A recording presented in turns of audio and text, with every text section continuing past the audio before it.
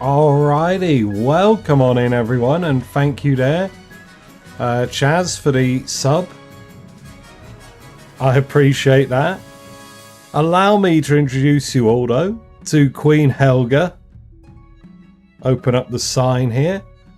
So, Queen Helga, first of her name, is both courageous and overly charitable, but also zoophobic. Queen Helga is initially going to be going for a military ambition. Should that military ambition fail, she'll deviate instead to a trade ambition. We're never going to back down and put ourselves in danger whenever needed. And we're always going to spend money to fix a problem if we can. And we're going to print money. Okay, I'm going to underscore this for you all. We're going to print more money if we need to. So please, I am but a humble lemming at your disposal. Please navigate me to such a place where I can't do that. We're also, as a zoophobic individual, we are anti-farm.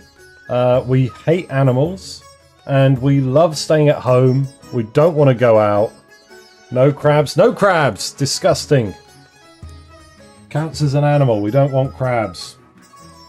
Welcome on in, though, to Cranky Noas. Hello, hello. Luckily, there's no Lord's Hunt to force her to ride a horse while accompanied by another animal. The horror! Truly, the Baron's not being here is a blessing. Deer parks for all. Don't you dare. Don't you dare. Alright. So that's what we got playing for the Queen. There's animals in deer parks. Not if I could help it. Aqueducts. Aqueducts everywhere. Aqueduct network. That's what we want. But hey, welcome on in everyone. Let's break on in and see.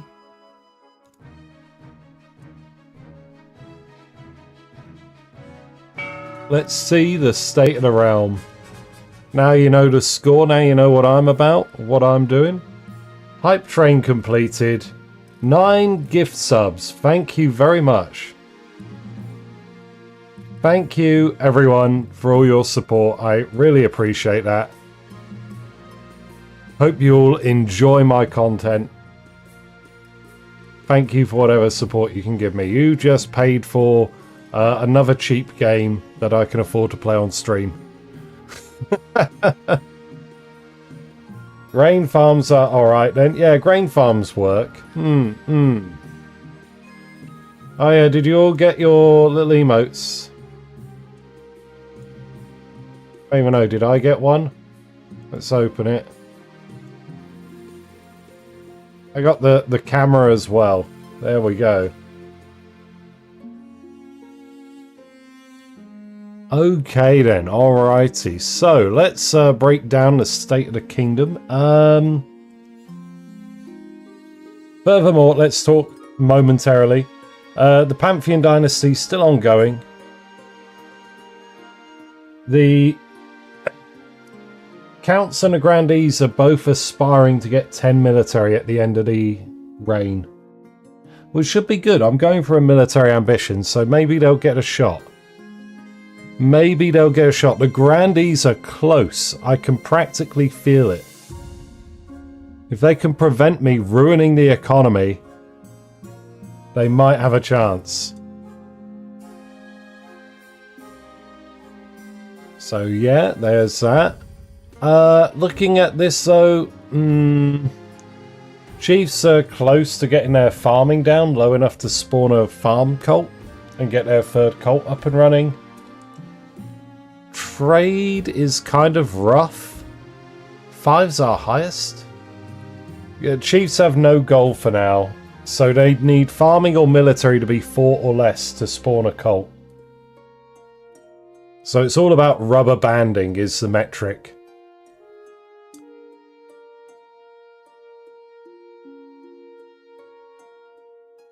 Yeah, so the Chiefs have completed their trade and faith cults, so they're firmly in the lead at the minute. But it can all change. Otherwise, the Count's military is actually at a point where we ought to be a bit worried about. Alright? There's no way they're going to hunt a werewolf in the swamps like this. We're going to welcome everyone in. Let's introduce the council. This is confusing, and then someone needs to chew in. That someone needs to ruin themselves? Oh, okay. Well, I mean, the idea is the cults spawn because something is bad. That's the concept. So when things are bad, the cult spawns, and once things are really good, the cult prospers, and you don't need to worry about it anymore. That's the metric. That's the metric. And it's first to completing all 4 of their cults. Let's see. Let's introduce everyone. Let's go through. Welcome on in to our chiefs. We've got at the top of the board Chief Whopper, Chief Advisor, Chief Mutated Zombie, Chief Piccolo, and finally Chief Cranky No Ass. Welcome on in. I assume you know how to play King of the Castle? But welcome, welcome, welcome. Welcome to the north. We've got the Counts with Countess Teenybert, Count Weldris, and Count Ephra. Welcome on in to our 3 Counts. And finally with the Grandees, we've got Grandee Morgrim, Grandee Merrow, Grandee Chaz, Grandee Hookerlord, and Grandee Alex II. Welcome on in to all of our Grandees as well. Thank you for joining me today, everyone. Hope we're all having a lovely weekend. And let's begin as always. Yes, everyone's kind of role-playing. Many of the regulars do. People aren't necessarily going for the win.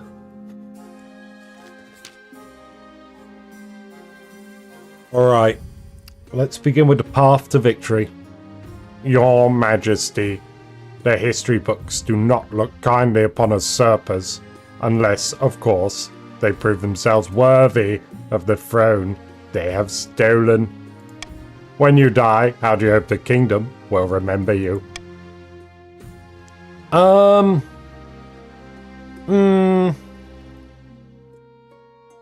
will.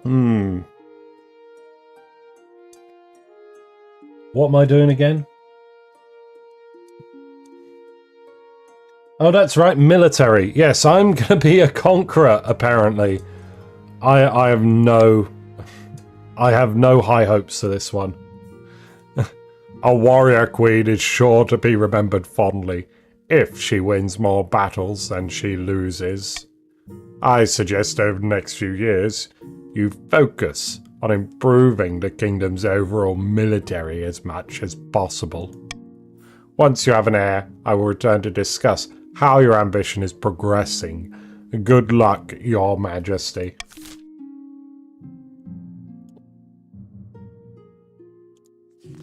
Let's shake everyone's hands. Hello, advisor. You did it. You seized the throne. We showed them what the chiefs could do, didn't we? Now just remember which side of your bread is buttered. You answer to us. Got it? Ah, long live the North. Ha, that's a spirit. Now introduce yourself to the rest of the council, but don't forget what I told you today. Alright, who have we got from the Counts of the East? It's Teeny. An honour to finally make your acquaintance, Your Grace. May you escape the doom that befell your predecessor. Finally, the Grandees. Hello, Chaz. May the knife God bless your reign, Your Holiness. I trust you will conduct yourself with honour and faith. And with that, the introductions are done. Meanwhile, the council hall immediately fills with raised voices. Meanwhile, what do you think? Will she be a good little queen and do as she's told? Too early to tell. We should have a backup plan, just in case.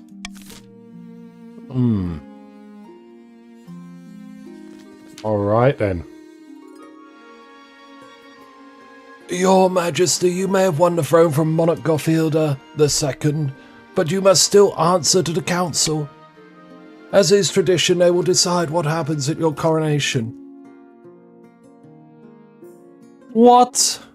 But it's my coronation. This isn't an absolute monarchy, Your Majesty. Everything has to be run past a council vote. Even this. Shall we call the nobles in? Okay, alright.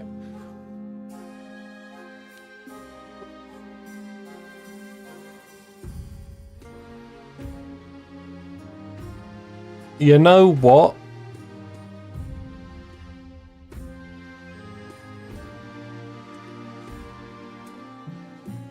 I quite like both of these. I don't want the turbulence of this one. We're going to veto the pagan ceremony.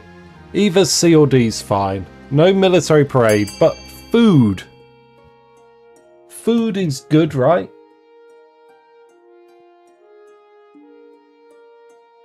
Remember, with option D, each of you will be paying 300 gold out of your own personal money.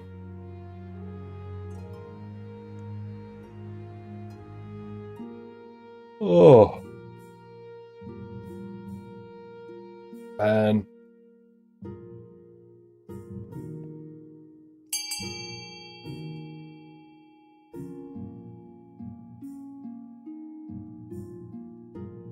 oh, we got a tie? 3 of you have yet to vote. If you're among the people, so let's see. Oh, 4 of you have yet to vote. Shadow Moon's joined us. Welcome on in, Shadow Moon. Is that 1 from each? So there's a couple of chiefs, a grandee, and a count yet to vote. All the counts are thrown into the river. Gonna do a countdown? No, I'm just acknowledging that you joined us, Shadow. No worries, no worries. Thank you for being here. Right. 3, 2, 1. River time. River time. It's decided. The Queen will be thrown into the river. So it begins. The nobles pick you up and carry you out to the Treadwater River, hurtling you into the shallow water with a cheer. My internet's cooked, did I make it? I'm not sure. When you climb back up the banks, soaking wet, the Chancellor steps forward and places a crown upon your head. Is it your imagination or are some of the nobles stifling giggles? Oh, thanks, Ephra. Alright, we're going to do a quick test here, everyone, okay? In a minute, right, I'm going to say now. And when I say now, you type 1 in chat and you try and see when your 1 pops up on the chat on the stream. We'll try and see how many people have a delay, because there's a couple people mentioned it. And if there's a bunch of you with delays, I'll try and hang around a bit longer with the voting. Okay? So I'm going to say now in a minute. Okay, get ready to type 1. Now. Go. Say 1. Now.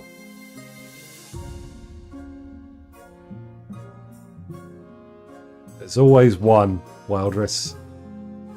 I see that.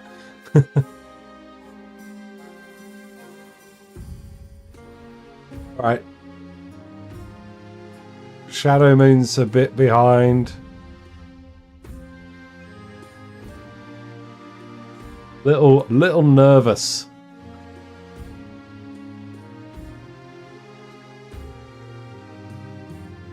Oh, damn. Okay. All right. That's a big one for Morgan.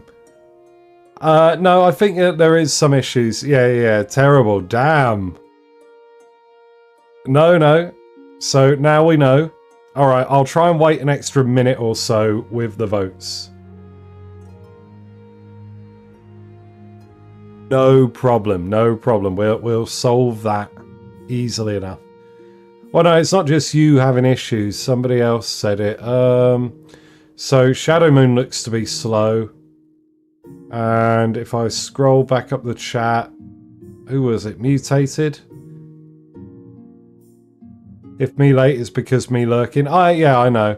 I'm in Asia and way ahead of the future, so going back to the past is painful. Yeah, no worries. Pink! Jaw of the Piccolo Orickenson clan. Legendary northern troublemaker stands precariously on a longhouse crossbeam, spitting as they speak. Morgana is with us! Helga now sits on the throne and the chiefs are in charge, but the other regions will already be scheming to depose her. Do we stay loyal to the new queen or cut our losses and put me on the throne instead? Is Piccolo? All my neighbours are streaming big sports ball matches. Oh, okay, alright. Spot ball. How's rock ball doing? Alright, Chiefs. Vote A for loyalists, B for subterfuge, C for Ragnarok. Loyalists, you stick loyal to me, you want to support me, you want to help me start a war or something. Subterfuge, you're going to try and replace my most loyal advisors with chiefs. And with Ragnarok, you're going to try and summon the end of the world. Out with Helga, in with Piccolo. Piccolo's voting for Ragnarok.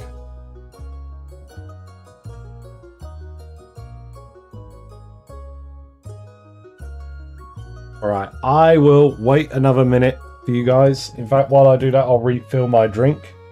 I'll be back in a minute.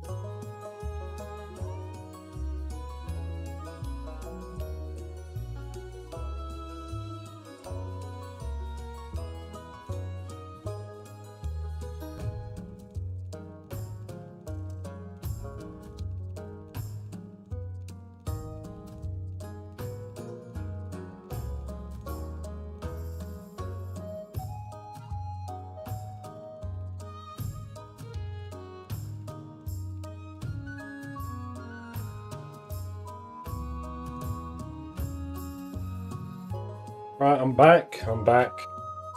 Somebody break the tie? I don't even know how many chiefs are there. Cranky Nas, Piccolo. Mutated can break the tie. But we're going to have to move on, I'm afraid. I think that's been enough time. So it's a coin toss for Loyalist or Ragnarok. What are we going to see? Ragnarok! Here we go again. Too right.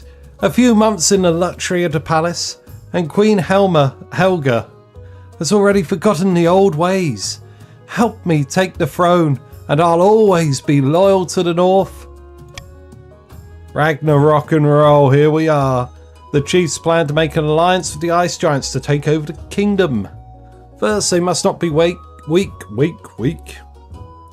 Or the giants won't take their proposal seriously. To advance their scheme, the chiefs must raise their military to 5 or more in 4 seasons. She did veto the Northern Ritual, yeah. Martine. Have I seen a Martine before? Martine of the Weldris Dynasty, sinister eastern bird breeder. Leans delicately on a podium, sighing, blue hair this time. Hey fellow counts, in ancient times the East was its own proud kingdom. We can bring back those days of glory, but not while the false Queen Helga wears the crown. Burps. My nemesis, the bird breeder. What will you be doing, Counts? The options are A, sorcery, B, ascension, or C, possession. With sorcery, you're going to cut a deal with a wizard to try and supplant me. With ascension, you're going to offer me immortality in exchange for the throne. And with possession, you're going to summon a demon to occupy my head and do your bidding. And oh, all of you voted. Lovely. Ascension it is.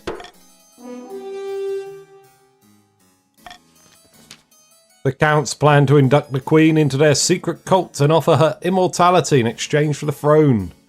First, they must reduce the power of the Eastern Church.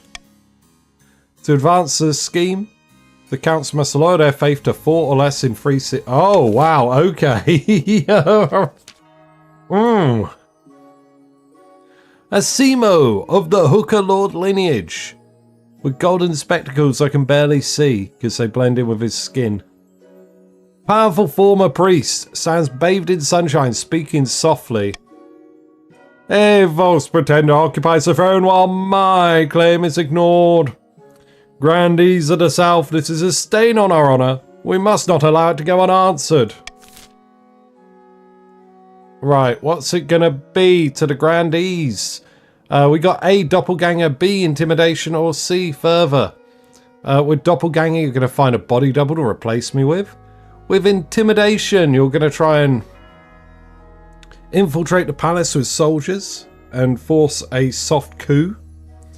And with fervour, you're going to raise your own religious sentiments and try to oust me with some sort of religious fervour.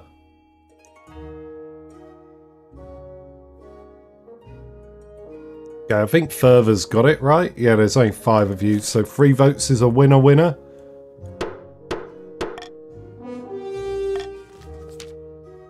The grandee claimant, Asimo, has been chosen by the 9th god to be the next king. He has promised the first miracle, food for all. To advance their scheme, the grandees must raise their farming to 5 or more in 4 seasons. They're already there. Okay, going through our rogues gallery. Jorah, our embittered step-sibling. Pursuing the Ragnarok scheme. Looking to raise their own military to at least 5 or more in 4 seasons. The Chiefs currently have 7 military. So they're looking pretty confident. They're very match fit. Martine, our distant cousin in the east. The Counts are pursuing the Ascension scheme. They want to get their faith to 4 or less in 3 seasons time. They currently have 8. Not a good place to be in, but I guess they're playing the long game where they want to lower faith generally anyway. And finally, Asimo, embittered step-uncle in the south. Pursuing the further scheme, the grandees want to make sure their own farming is 5 or more in 4 seasons time. It's currently at 6, so that's pretty safe, that's pretty good. Pretty strong start.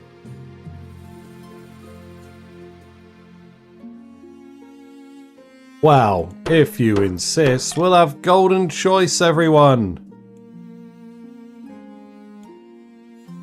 What the? Hold the phone. I've 2 invitations on day 1. I've never seen this before. Damn. Oh my god, so in the summer we're going to go burn down a town in the south, and in the winter we're going to go ruin a longhouse in the north. Okay then, let's go say yes. Your Majesty, it is my singular honour to invite you to attend the annual Night of 7 Pyres celebration. I look forward to attending. Raise the knife.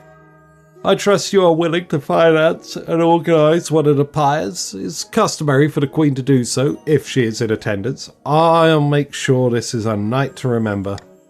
I look forward to it, Your Majesty. Hey. And from the north, look at that. Your Majesty, we'll be holding Winterfeast in my clan hall. It would be an honour if you could attend. I look forward to it. Ha! We're all looking forward to having you back in the north where you belong. Finally. Your Greatness, I have a brilliant idea. Why don't you hold a battle royale to choose your honor guard? If you let us hold it in the north, I'll even pay for it. The spectacle will boost our economy massively, and of course I'm confident the Northern Warriors will win. Your Majesty, this is pointless. Why don't you just choose your honor guard and have done with it? You know what? I know Whopper's lurking. But I think Whopper has enough money to pay for a battle royale. The gods are good. I'll begin organising the event at once. Thank you, Whopper. A week later, you receive word that the battle royale is due to begin. Held on a northern mountaintop, yes. You travel up to spectate along with a horde of murder fans from across the kingdom. You are paying, Whopper. Don't worry, golden choice is here. You can recoup that. Welcome, one and all. Today's competitors are Northern Warrior Heroes, Eastern Knights of the Order of the Drowned Rose, and the Grandees Battle Nuns with a Sisterhood of Steel. Who will you support, Your Highness? Well, naturally, the Northern Warriors. A wise choice. Now let's watch this as a little blood gets spilled, shall we? Let's watch the fight. The bell rings, the battle nun leaps forward, her sword flashing. The Northern Warrior blocks it with his battle axe, grunting with the effort. The Northern Warrior scarcely has time to catch his breath before the Eastern Knight is also upon him, raising her voice in song. Sparks fly as blades clash. The three fighters dart back and forth, almost too fast for your eye to follow. Once, twice, a blade finds its mark, blood sprays, and then finally someone stands victorious. It's the Northern Warrior! Stoically wiping blood off his battle axe, his opponents lie dead at his feet. Yay! Northern Warrior did it! The gods are good. I knew you could do it. Looks like you have the honor guard you wanted, Your Greatness. Hey, we are so good. Alright, here we are, lads. We've got, let's see, ooh.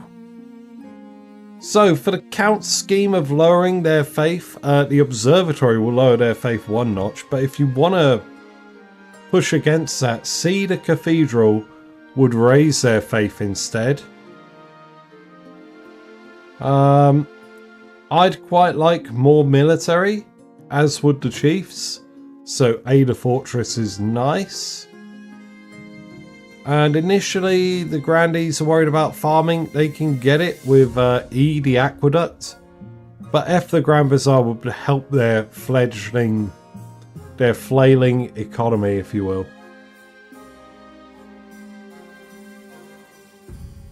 Open up the chat so you can see everyone's money here on the left. And we're going to start the auction right now. Type !fund followed by the letter of the item you would like to fund, followed by the amount of money you'd like to fund it with. Top two items at the end of the auction will be built and take effect, but there's a slight delay on stream, so I will count down in chat when we get to the last 10 seconds. Got about 40 seconds. Go, go, go, go, go, go, go. Looking like at the minute it's going to be A and D.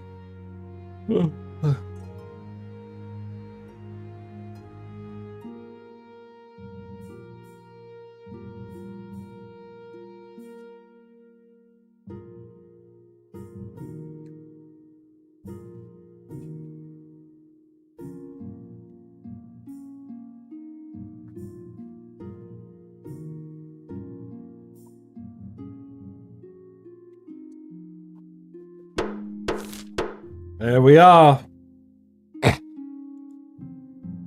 So faith goes down in the east and military goes up in the north. Very good.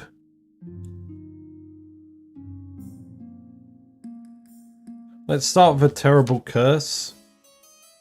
Conte Shadowmoon rushes into the council chamber, breathless and in disarray. Upon my honour, you look like you haven't slept for weeks. That's because I've been placed under a curse. Look, my hair's falling out in chunks. Perhaps you're ill or old. It was one of my lowborn. I saw it in her eyes. She's an evil witch. Okay, so...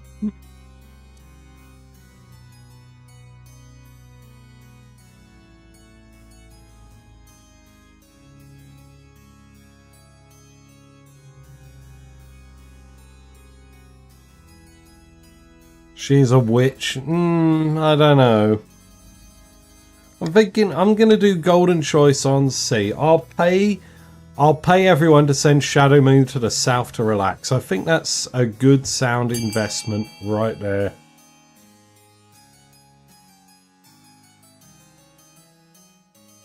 Have some wine, yeah. Have some wine, have some pepper. What is it? What does the south do? It was peppers and something. Was it a curry?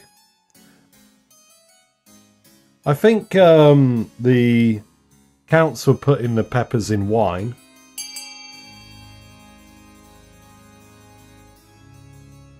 Right, that's 10 out of 14 votes. Gonna do a final call for last votes.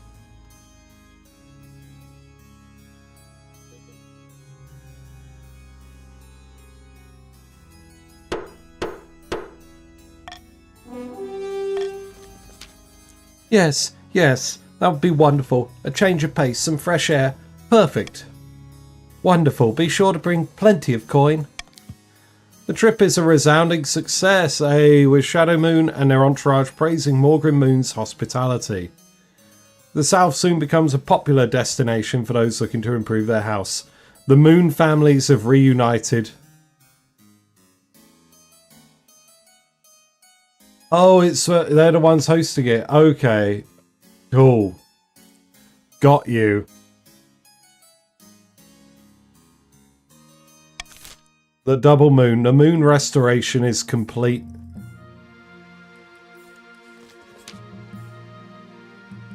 Your Majesty, a travelling bard says she has come to compose a song for you. Not just any bard, Your Highness. The best in all the land. Sally Six Fingers, they call me. A song, you say, about me? Why, of course. In fact, I have the tune and verse all ready. I've saved my best work for you, my queen. All I require is a subject. What should I tell the masses of you? What would you like to inspire?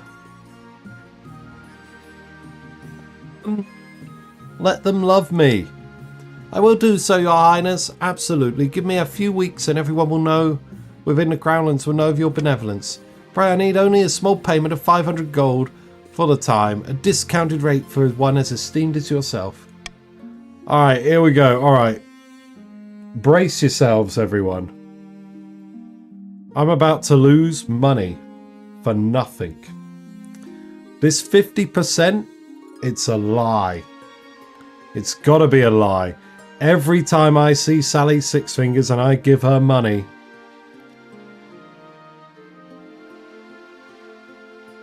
brace yourselves. The bard nods enthusiastically and heads out to do your bidding. Unfortunately, God damn it! Every time, financial ruin upon me. Unfortunately, Sally is a better salesperson than a songwriter. She composes a song, yes, but it fails to capture the hearts of your people. You have her perform it for you, but it's abysmal. Nothing rhymes, there's no rhythm, and she doesn't even pronounce your name correctly. How can you get Helga on? Helma? Queen Helma? Right, that was fantastic work. Fantastic work, everyone. Your Majesty, it's important you find a spouse sooner rather than later. I'll take liberty of finding eligible candidates. What is your preference, men, women, or do you not mind? Okay, women is what we want. The dice is determined. Thank you, Your Majesty. I'll send out messengers to the most influential noble families in the kingdom. Let's see what they have to offer. It's easy enough. Oh, Chief Cranky Ass, looking dapper. Easy enough decision. You're marrying to the chiefs as we agreed before you took the throne. Right? Maybe. Probably.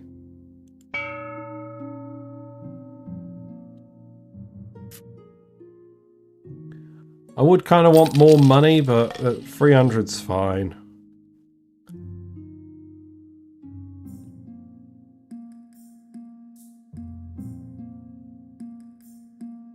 Let's do a late night visit in the winter feast. No taxes found me even here, and they did. One evening, you're sorting through paperwork in your office when Chief Piccolo appears at the door, swaying slightly and stinking of booze. Piccolo!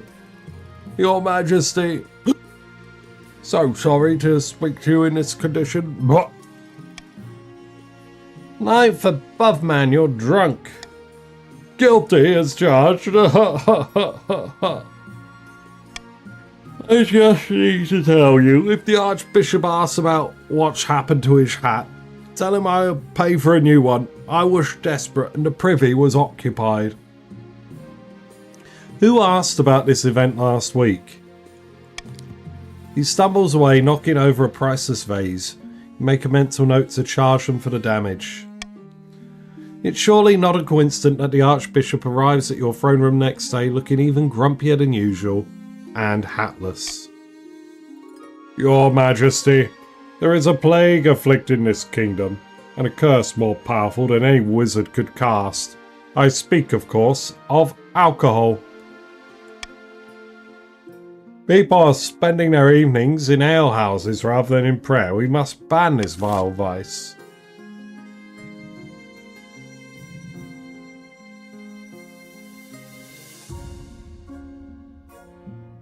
I mean, that's silly. We all like booze, right?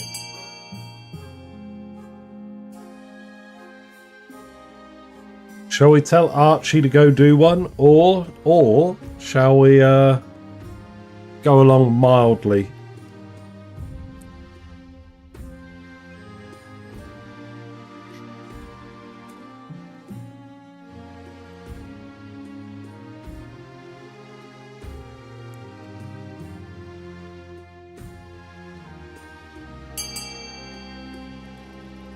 Alrighty. No such law will be passed as a clear lead. The knife god will judge this council, for it condemns so many of his worshippers to temptation.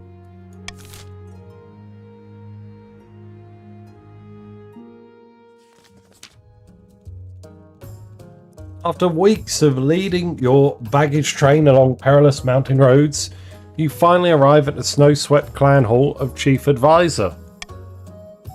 The hall is crammed with all the chiefs of the north, sitting cheek to cheek along tables, groaning under the weight of food and ale. Welcome, Your Majesty, to my humble hall. Take a seat, grab a drink. It is customary at Winter Feast to exchange gifts with the host. What did you bring? So I reckon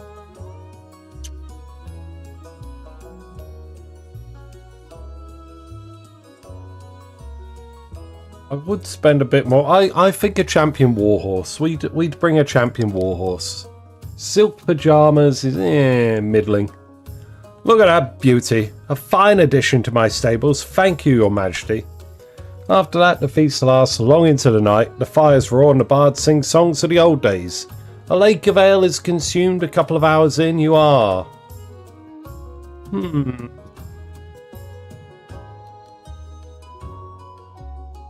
Would I? Extremely drunk. Yeah, boy. The chiefs appreciate how much you're getting into the spirit of things. They roar with laughter at your mumbled jokes. Someone claps you on the shoulder so hard your crown falls into your beer. As Winter Feast rolls on and the snow piles up outside the doors, the mood turns for a curious. Your memory is blotchy, but you distinctly recall getting into a fight. In your drunken haze, you tell a joke that might have been construed as a little insulting to one of the chiefs present and his mother. Oi, say that again. One more time, I'll batter you. Piccolo, come have me. The chief's so drunk you're not sure he realises you're the queen. Or perhaps he's just too far gone to care. We can ask the honour guard to intervene.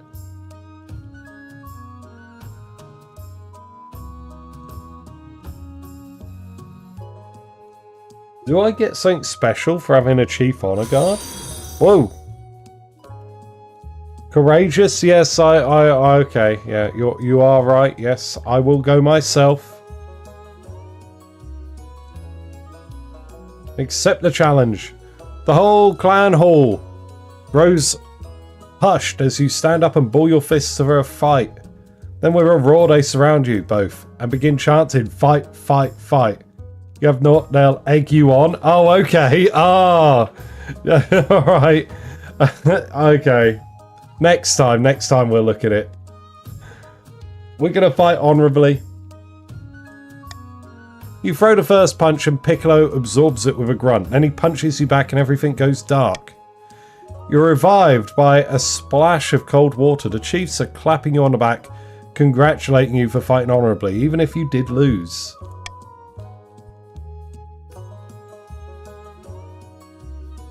The next morning, the chiefs are scattered around the hall, groaning and nursing their hangovers. You wake up in an even worse state, sprawled on a table, your clothing dishevelled. Even worse, your crown is missing. Fortunately, Chief Advisor comes to your rescue. He gets you washed and finds a crown before any rumours can spread.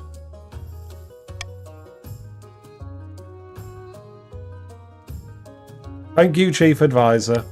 Hiding your embarrassment, you bid farewell to the chiefs and begin the long, perilous journey back home. There we go. Jobs are good and diplomacy achieved. Good stuff, good stuff. I have found 3 potential matches for you. 1 eligible young woman from each of the kingdom's 3 regions. Choose wisely, you'll be securing a powerful alliance. Okay, alright. So, what we are looking for, somebody with lots of money that I can spend.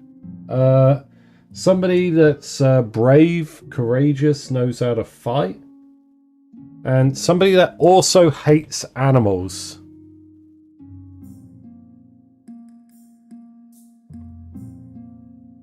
Maybe a hunter that tortures animals. That would be good.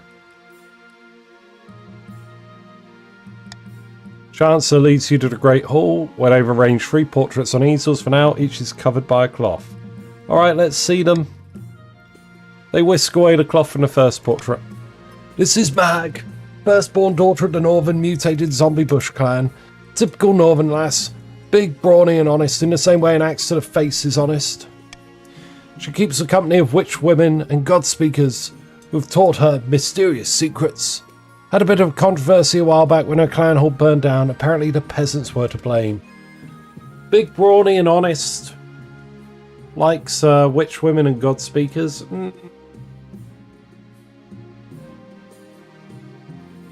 Lukewarm reception, this one. This is Natashka, eldest daughter of the Eastern Ephra Bulbasaur dynasty. Apparently had a hell of a time getting her to smile. She had a laboratory installed in her castle and spends most of her time there, conducting bizarre experiments. Half the East are in love with her apparently, the other half hate her. The experiments might be worth money? So I guess she's inching out over the chiefs. Animal experiments. Ooh. Finally from the south, the eldest daughter of Alex the lineage. Reputed to have an ego the size of the sun, but there's nothing wrong with confidence, right? Cardosa. She's an obsessive gambler, pastime frowned upon in the south. It's been the cause of some scandal. Unfortunately, she lacks a common touch. The peasants have some terrible nicknames for her. Ooh. Oh, thank you. What do you think? Of course, by picking a candidate, you'll anger the other regions, but you'll gain a lifelong alliance.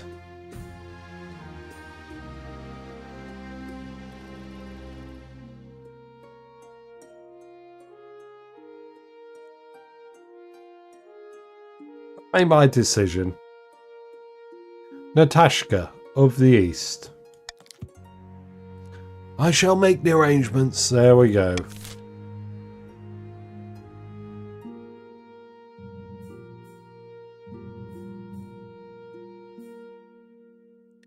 Kind of fixed my connection out. No worries, mutated. Alright. Here we go. Tiny village far to the east. Two counts meet in a derelict tavern. No one dares to even glance in their direction. The church still has the east thoroughly in its grasp. Yes, but by blood of the dead, it's not over yet. The count's aim is to lower their faith to 4 or less. I think I'm good as I am. Oh, money for nothing, and it's for free. We got a bit of dire straits going on over here.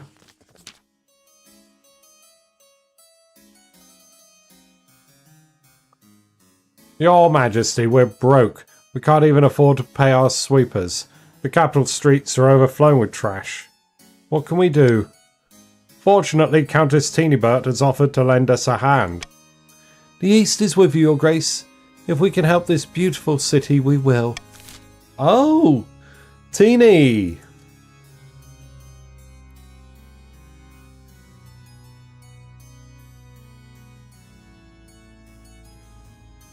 I would like some help, everyone.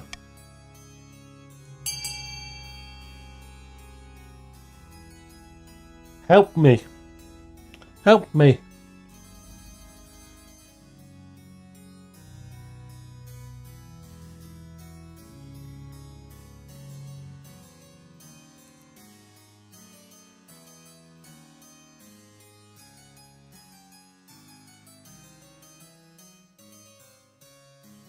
Oh, wow.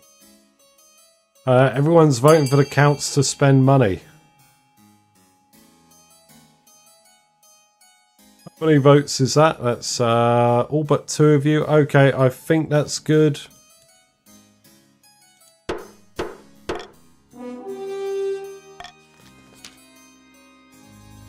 Countess Teenybert's mouth falls open. Your Grace, that wasn't entirely what I... Yes, well, thanks and so much. Generous of the counts. Yeah. Beaming, she hurries Countess Teenybert out of the chamber. The grumbling counts grows to a dull roar. We've got cash money to spend now.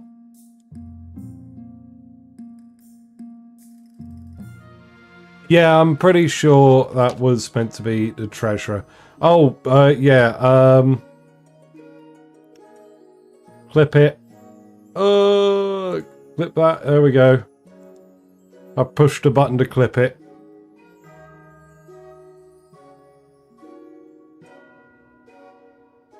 There we are, Morgrim. You should be able to review that later if you want. Not long until the night of the 7 Pyres. As you journey south, the sun beats down like a hammer. Grandy Hookerlord meets you at the gates to the city of Saranona. Glad you could make it, Your Holiness. Welcome to Saranona. Tell me what I need to do.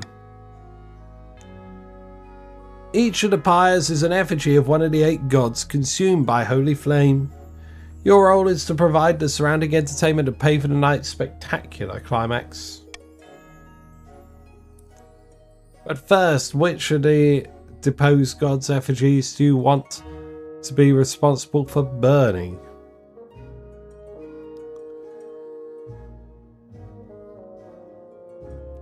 The 7th, the god of darkness. Excellent decision, Your Majesty. Traditionally, the 7th effigy is over 50 feet high and burnt in the central square, usually attracting the biggest crowd. Now, what kind of entertainers will you be hiring to surround the pyre and impress spectators? We're going to go with my usual bits. So we got lion tamers, clowns, and acrobats.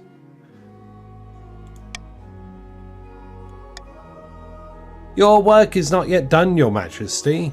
You must decide on the pyre's spectacular climax. Sometimes we go with fireworks, but they are expensive.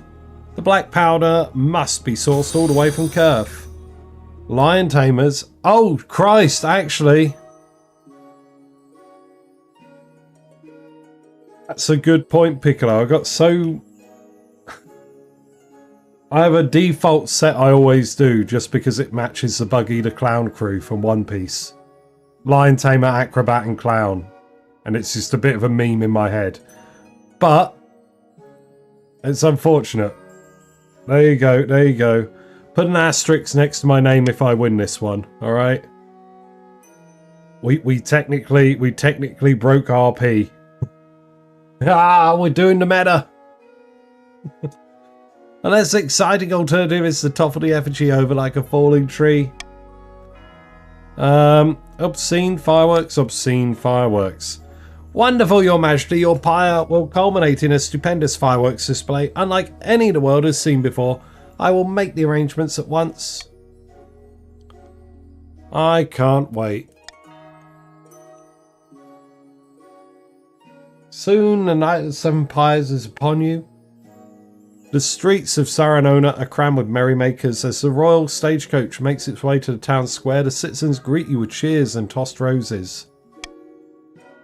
The effigy of the 7th god towers over the rooftops. A 50-foot demon with fearsome horns. It bursts into flames. Out come your acrobats, clowns and lion tamers. Yes, the crowd applauds, delighted by the sheer spectacle. Finally, your effigy detonates. The dark sky is filled with bangs and whistles and 1,000 colours. The surrounding buildings look distinctly flammable. DZD, welcome. Thank you for the follow, buddy.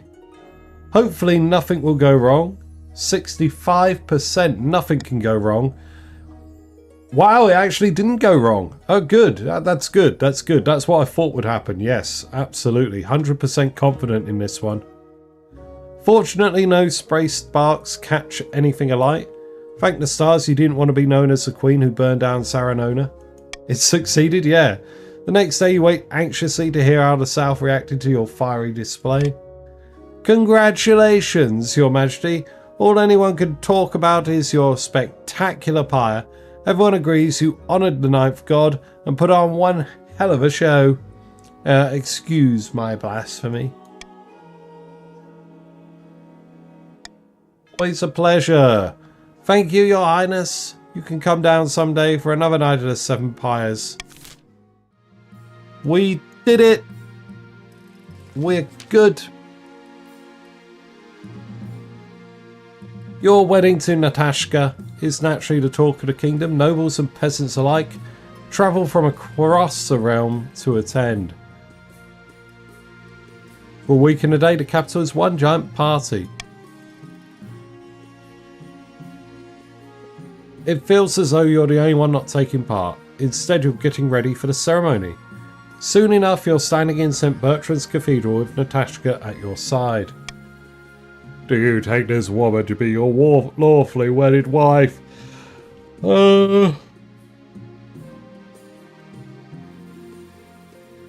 I do.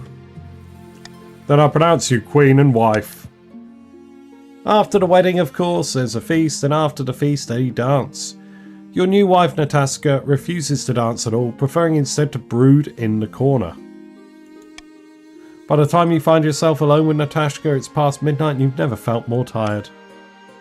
You see the 8 crows perched on the tower as we walked into the cathedral. A dire omen. Oh, I'm sure there's... Perhaps you're right. The peasants have the right idea. Oh, they get married for love, not politics. Gibbo, hello. Everyone say hello to Gibbo in chat. There, we're both in it together.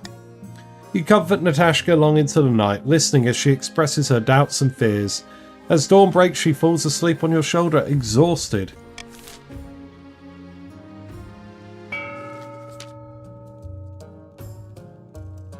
Far to the north, where snow blankets the landscape and wolves howl in the night, the chiefs plot to bring about the end of the world. Ragnarok.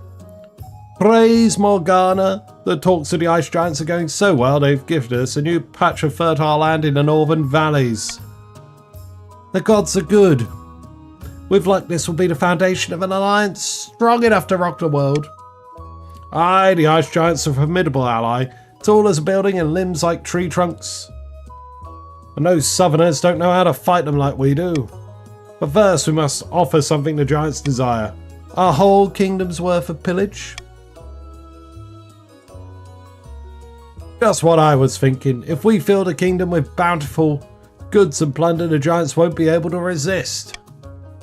For the next stage of the chief's scheme, they must raise the other region's trade to a combined total of 12 or more in 2 seasons. Okay then.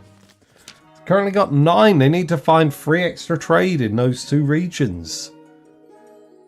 The prophesized 9th Herald has finally manifested on Celestath, taking the form of a humble noble known as Asimo, who hails from a farming town in the southern hills. Or so the Grandees claim.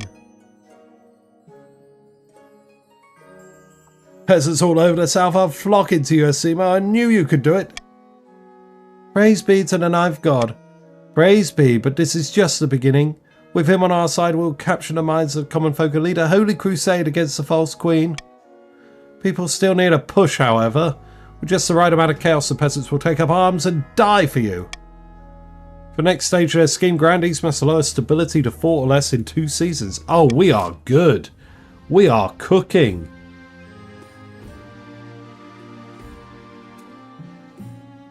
Oh, beautiful. Beautiful. Everyone's failing the next stage of their schemes. So, Grandees need to lower stability to 4 or less. It's currently at 8. Very sexy. The chiefs need the counts and the Grandees to get more money. 3 more trade. That's going to be a bit of a push. And the counts still need to lose 2 points of faith for the first stage of their scheme. Not rumblings at the university again.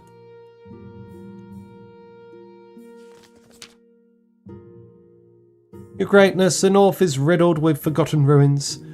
I recently hired explorers from the adventurer guilds to delve under my lands. They've retrieved a number of artifacts, cursed swords, enchanted jewels, that sort of thing. My fellow chiefs already have plenty of that stuff, but I could hold an auction for the counts and Grandees. Absolutely not! These sound like pagan relics. They should be confiscated and melted down in the Inquisition's holy furnaces. Oh, what's the harm?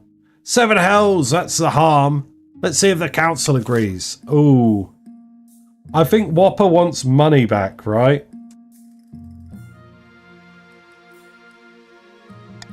So here's the deal. We're gonna... Golden choice, A. Chief Whopper's auction can go ahead and you can all buy a haunted cranky sword. No one expects the Spanish Inquisition. Okay. Vote A, everyone, and you too can own a haunted chalice, a cursed sword, and Whopper can get a bit of money. Reimbursed for the big arena fight at the beginning of the game. Let's see who we got. DZD and Gibbo both joined the Grandees. Grandees are big.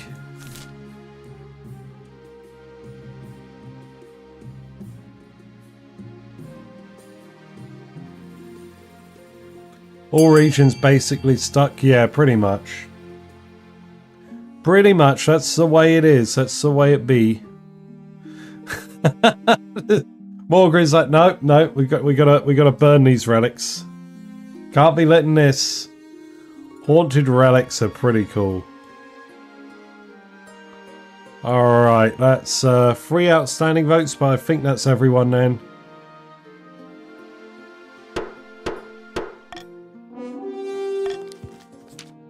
Counts and Grandees from across the kingdom travel north to bid on powerful artifacts and shiny baubles at cut rate prices. Chief Whopper makes a fortune. Oh no! The chief's scheme is progressing. Oh no! No! We did it! we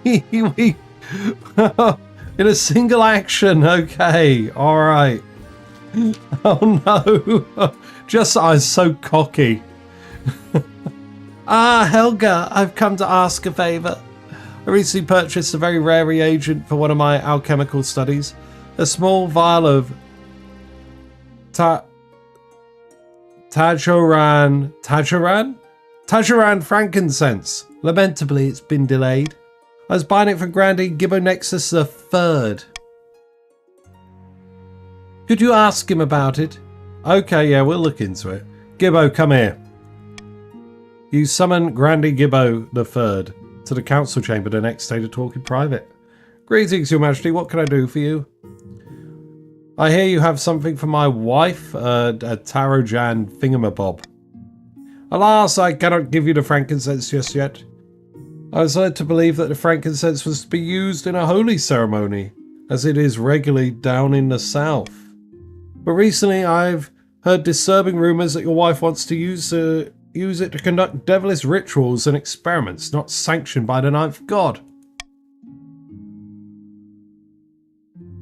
Until I am convinced that this is the case, alas, I cannot hand anything over for fear of invoking the wrath of the ninth god. Oh.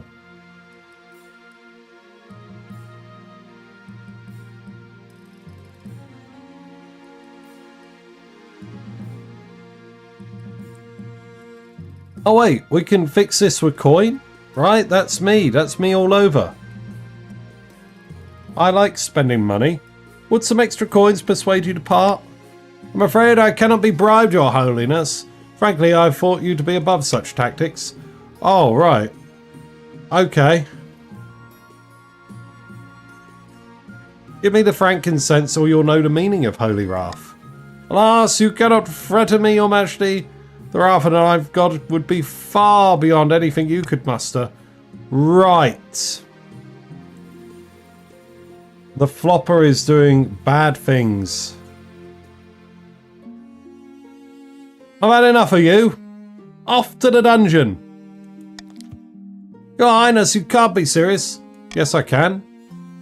Grandee Gibbo III begs and pleads for mercy, but he's had his chance. Everyone talks big until they're put in the gibbet.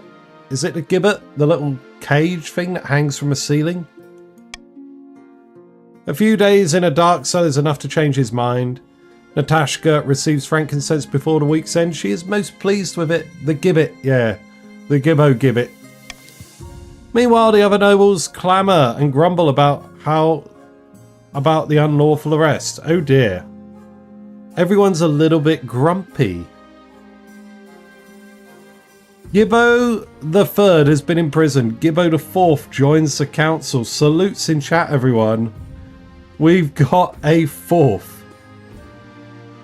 Gibbet is a big iron cage. Yes. Here we go. Oh, where's my kill count? The first noble has left today's game. Very sad. Sit in prison, you frankincense merchant that won't sell frankincense properly. Your Majesty, I've heard disturbing rumblings from the university. They want more money? I fear maybe more serious than that. There are rumours of secret meetings and late-night gatherings. The rumour is they're examining the rules of succession. The very rules that put you on the throne. Who knows what conclusions they may come to.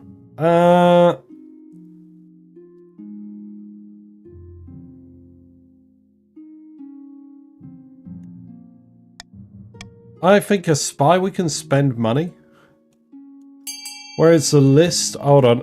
Yeah, vote B to send in a spy. Or A to leave them to their own devices. Or C to summon a scholar.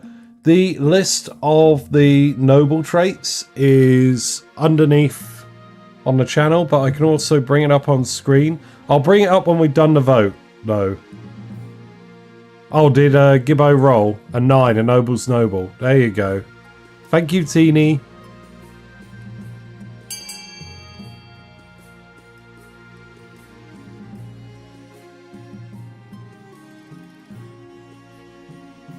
Alrighty. What are we looking like? Is that 10 votes so far? 11 votes? 5 of you yet to vote? It's a tie at the minute with the Monarch's vote on B. So I'm going to hang around a little bit more, see if anyone comes to break the vote. In fact, I'm going to go to the bathroom quickly. Oh.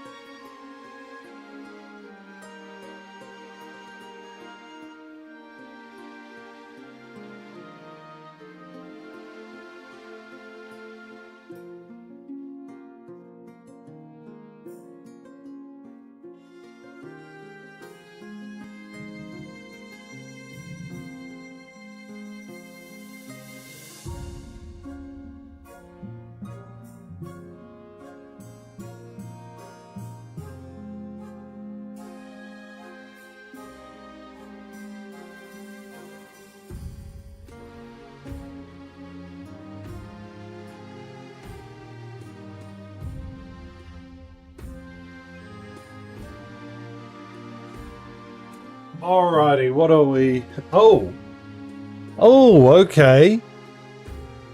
You don't want me to spend money?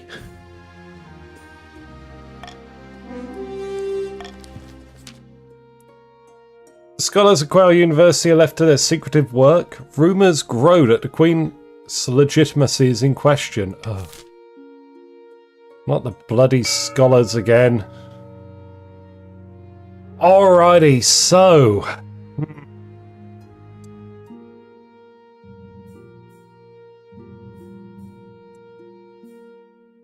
Grandees may want F the prison to lower stability. Counts may want D, the observatory, to lower their faith. And the chiefs may want E, the Grand Bazaar, to raise the Grandees' trade so that they're better poised to complete their scheme. Oh dear. Other things of note. Authority can be dabbled with up here. That's it. An aqueduct for more farming. But I think we're good. I'm going to start the vote now. Start the auction now. Type !fund followed by the letter of the item you would like to fund, followed by the amount of money you'd like to fund it with. Top 2 items at the end of the auction will be built and take effect. Bids on other items will be refunded. You got about 40 seconds to get your funding in, and I'll go grab a fresh drink. Try not to miss out.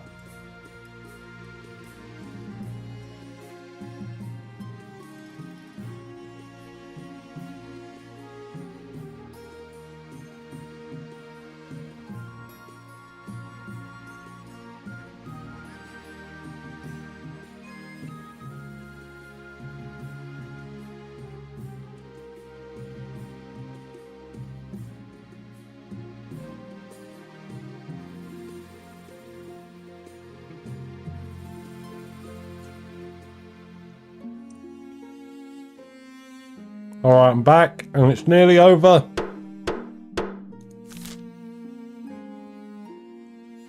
Damn, you load authority and stability, you big meanies. I need both of those things.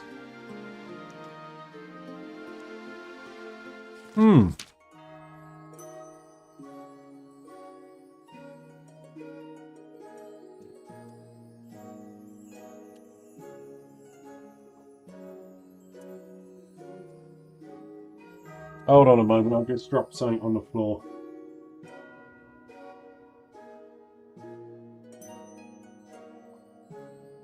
Where's that gone?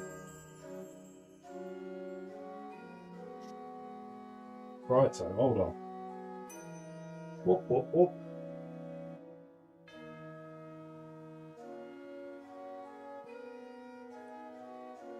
Somewhat losing the plot.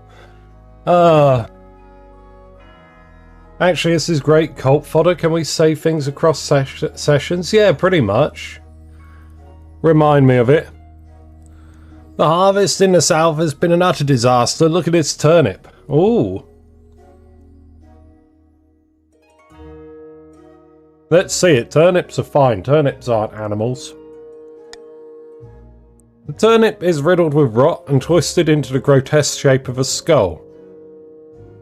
Yikes.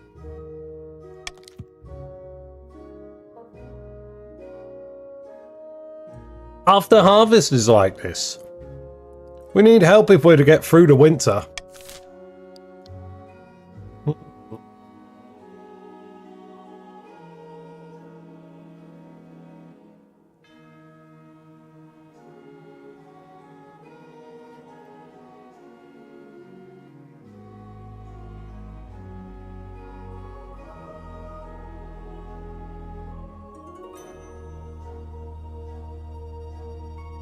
I'll pay you all.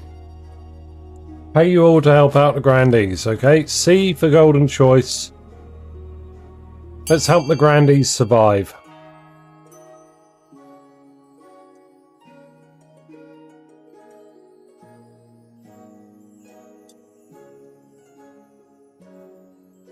I'll make a note of my paper here. Skull crops.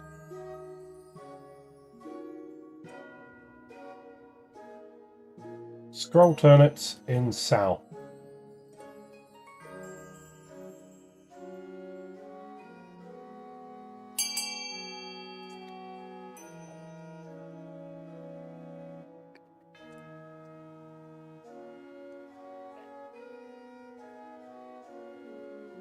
You know, maybe it's a promotional stunt from Sir Umber.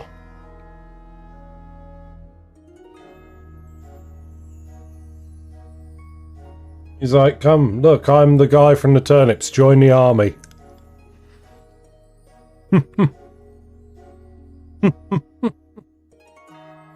Alright, I think everyone that's going to vote has voted.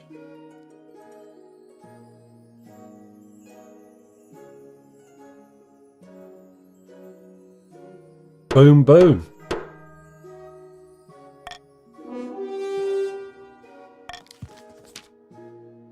Thank you, Your Highness, a most fair judgment. Fair, you call it? We should share our hard-earned grain and get nothing in return? The free market could have solved the problem, Your Highness. Though the other nobles grumble, redistribute grain from their granaries does save the South from an unfortunate winter.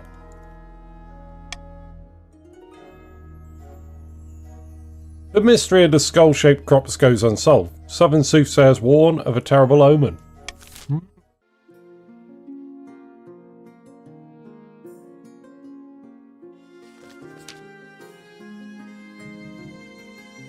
You're aware of the ice giants, I hope. Brutish creatures that live in the frozen waste beyond northern borders. In a time before time, they ruled the north and kept people as slaves. The chiefs are willing to let bygones be bygones. They're forging an alliance with the giants to bring down your kingdom. What? I thought me and the chiefs were in good with each other. I thought we were in cahoots. Bub! Ah! I forgot. Instead of saying pro-homebody, I should have said anti-spy master, shouldn't I? Because she brings a bird around.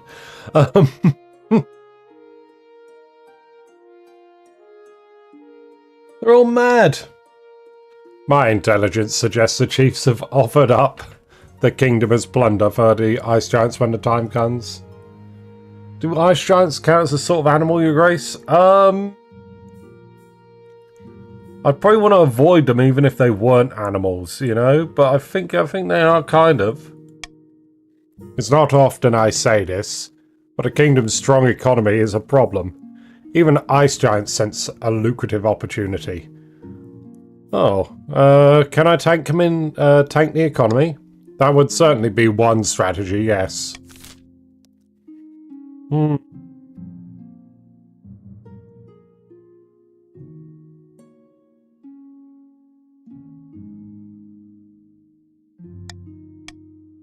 Yeah, we can fix this with money, so we can throw the money out.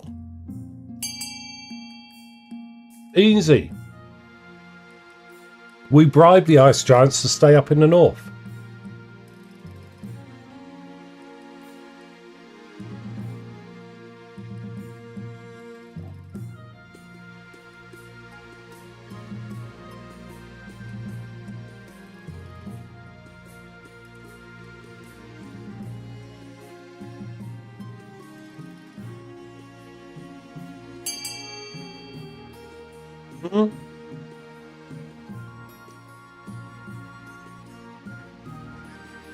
Okay, I think this is good.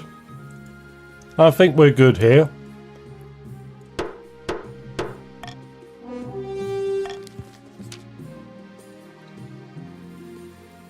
Tribute to the ice giants?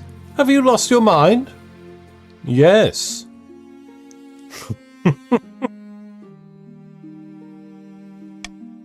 You certainly ruffled a few feathers, but hopefully it means you've solved the chief's own giant courting tactics. I think we have.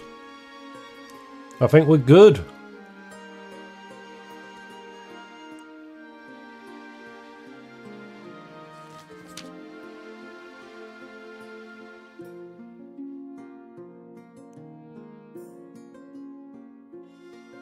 We actually have by 1 point based. Your marriage to Natashka has grown strong and steady, like an old castle wall. Though it began as a political arrangement. After you chucked a noble in your dungeon and threw away the key, it blossomed into something like love. It's high time you thought about an heir.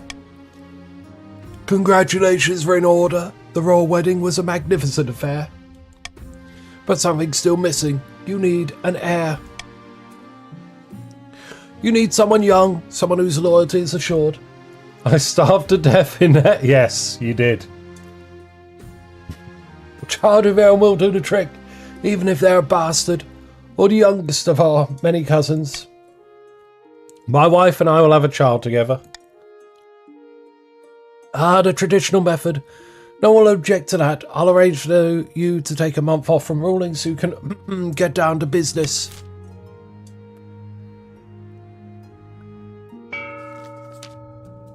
There we go. We are so big. We are broke and we are big. Back in the north, Chief Cranky No Arse is hosting yet another feast for her clan hall. Not everyone is in the mood for celebrating, however. No developments, I'm afraid. On the ice giants aren't willing to commit, not yet anyway. What's the problem? Did they leave their brains in the ice caves again? Or are they too scared to take on a measly little queen? Nay, not enough plunder. We must make the other regions bigger, juicier targets. The chief's aim is to raise the other regions' combined trade to 12 or more. Holy shit, we might actually have a shot, you know, of getting rid of the cursed trait. Deep in the south, a grandee paces along the balcony of his hillside villa. It's just not enough. The peasants love Asimo and believe the miracles, but they won't rise up to put him on the throne. They'll come around. The Queen's golden age can't last forever, can it? The grandee's aim is to lower stability to 4 or less. Common tax for everyone. Sounds good, sounds good.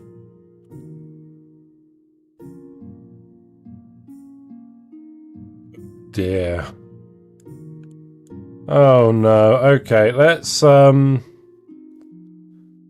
with stage fright, then the growing crowd, then an honourable challenge.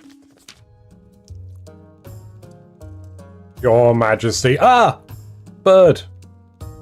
There have been some strange rumours regarding the Grand Theatre recently built in the northern city of Formgrad.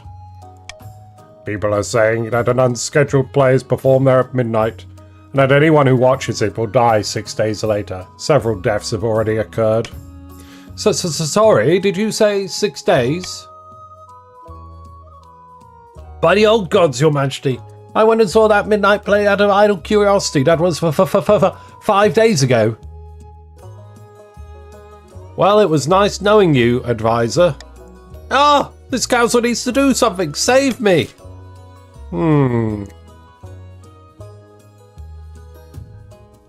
I don't like leaving the house.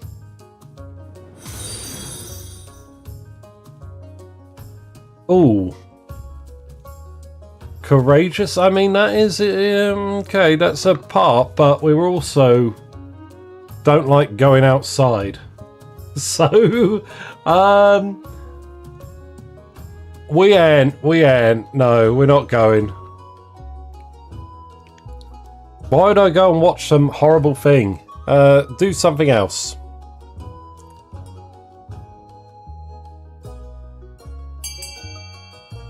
Do whatever you like, but I'm not going. I'm going to sit at home and avoid horses.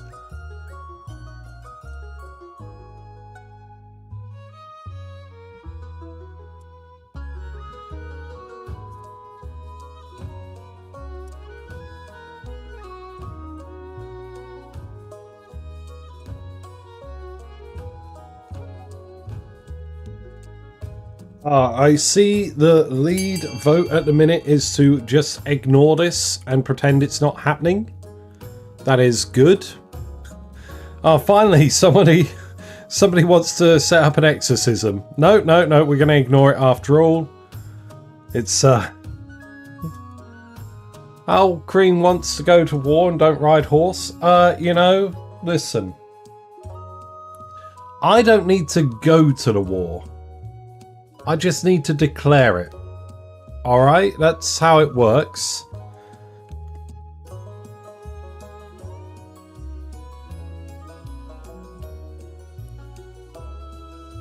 Alright, we got a tie between C and D. Walk to the council chamber instead of taking a carriage, yeah. We're very fit. We're in good shape. Alright. I think that's everyone.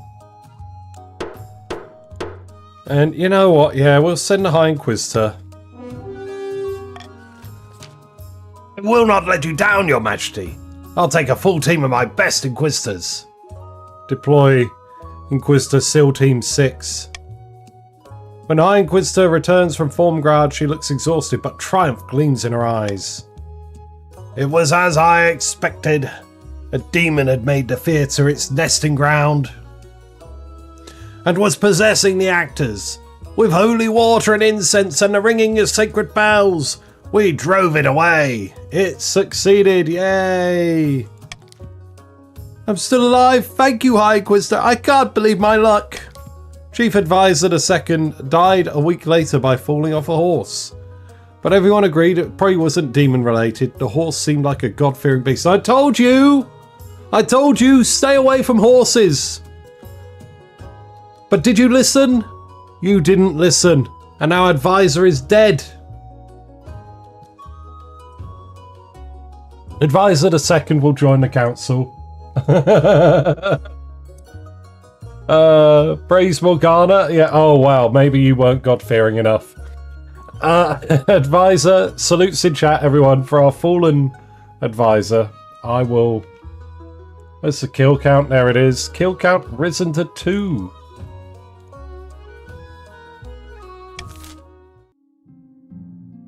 Never trust a horse.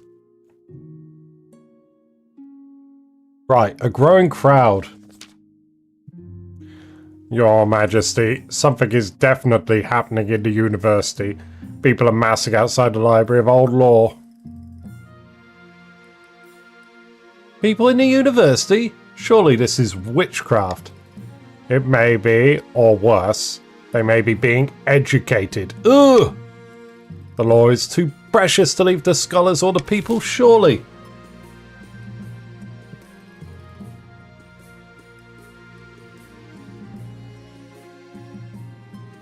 You know, I think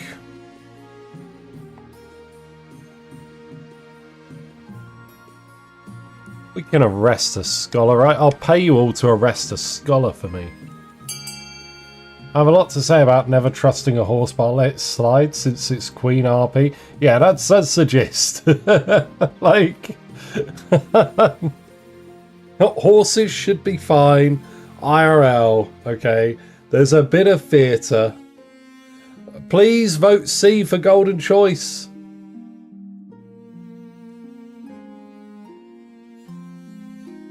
Vote C for Golden Choice. Get your money. What's happening? Oh my god, why is burning down the library in contention?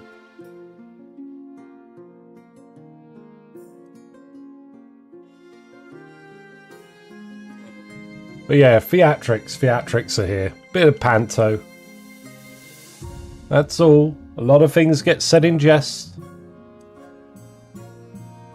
Alright, C, arrest a scholar and we get some answers. Apparently. Maybe. Potentially. Answers may yet be forthcoming.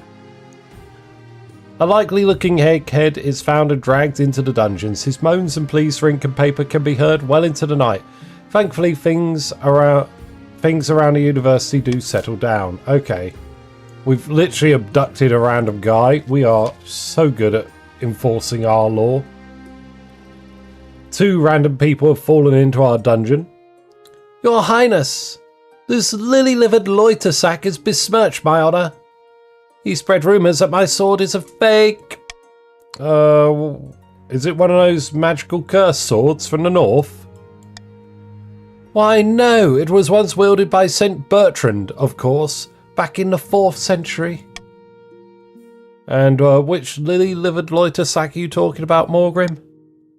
That honourless dog, Weldris of the Count's. I would duel him to regain my honour, as any grandee should, but Count Weldris will not accept without your express permission.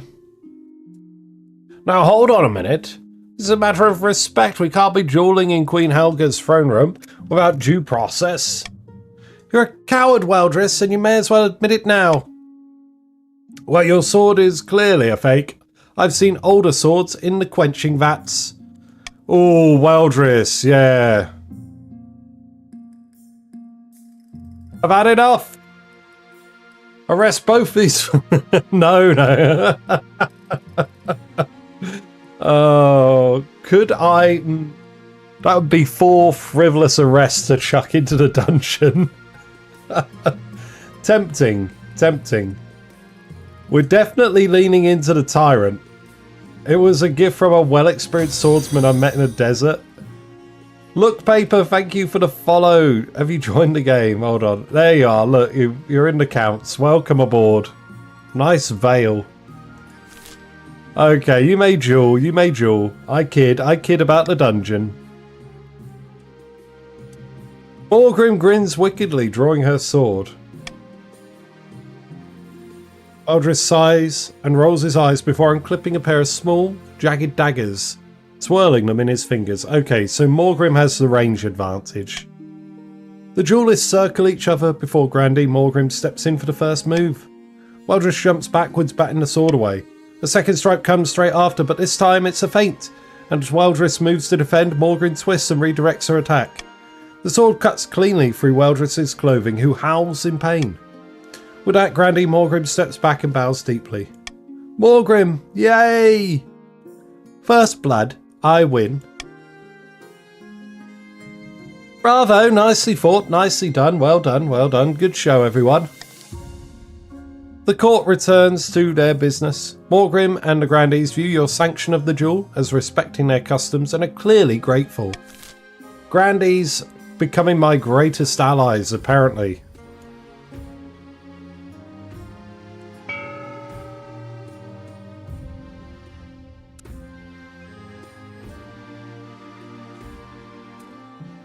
Okay, we're fine. We'll carry on as are.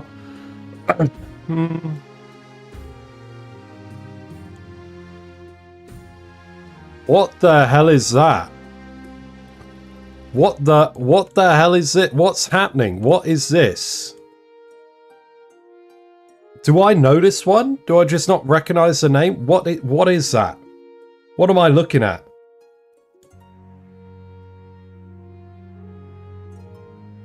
Transformation Plague.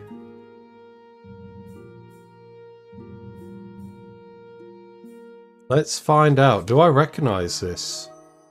Your Highness! Hello, Gibbo. Oh no, it's Gibbo. Gibbo might die again.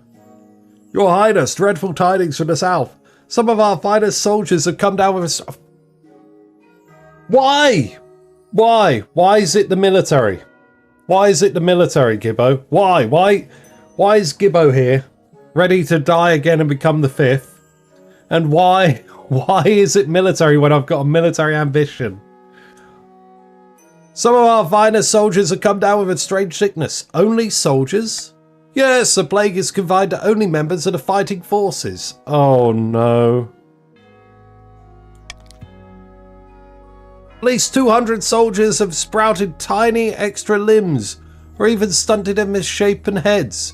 Most of those afflicted have died, their hearts giving out under the strain.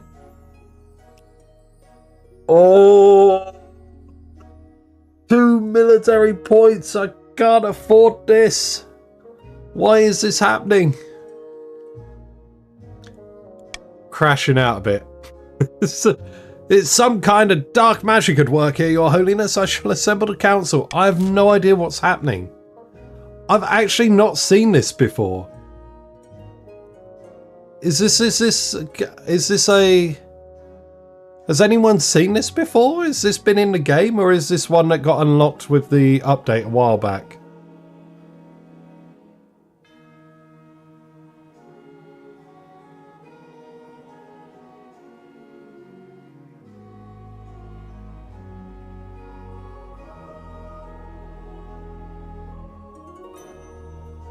Gonna pay you to find a wizard. I need this fixed, and I need this fixed now. What appeared even before the official release? Wait, what? Vote A! Golden choice on A! A!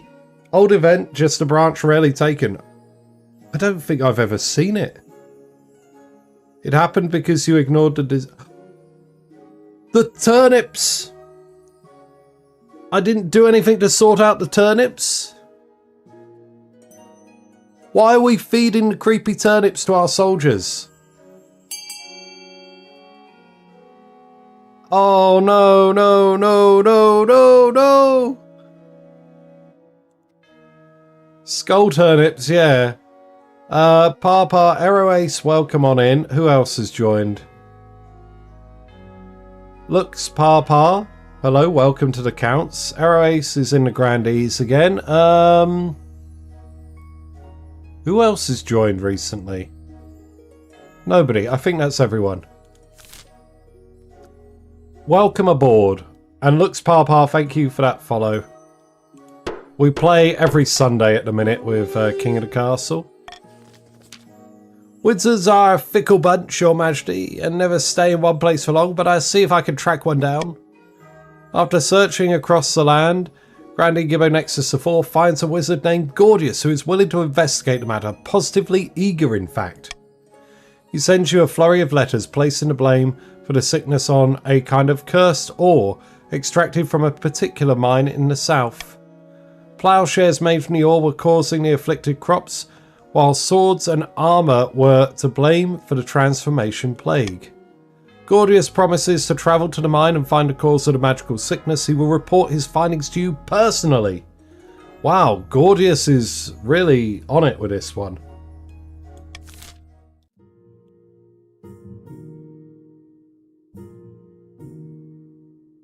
Honourable challenge, imprisoned scholar. Let's deal with the challenge and the imprisoned scholar. Your Highness, the clay-brained coxcomb has been... Morgrim, another jewel? She spreads rumours that I'm not truly a follower of the ninth god, but some kind of apostate.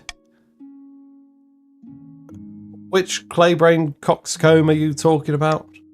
That honourless dog, Moxie of the Counts. Moxie, hello, welcome on in. There you are, welcome, welcome, welcome. Ah, shit, here we go again, yeah. You want to have another duel? What's with you people? You should not have sanctioned this sort of thing, Your Highness. Now these damn grandees think they can challenge members of the council whenever they like.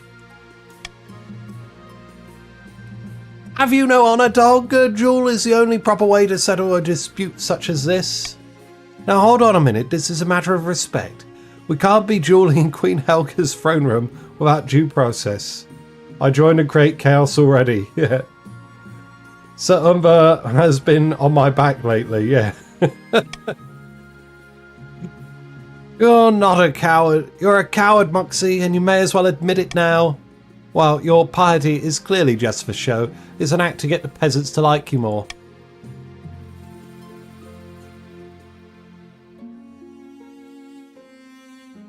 It's tempting, but no, you may duel! Morgrim grins wickedly, drawing her sword.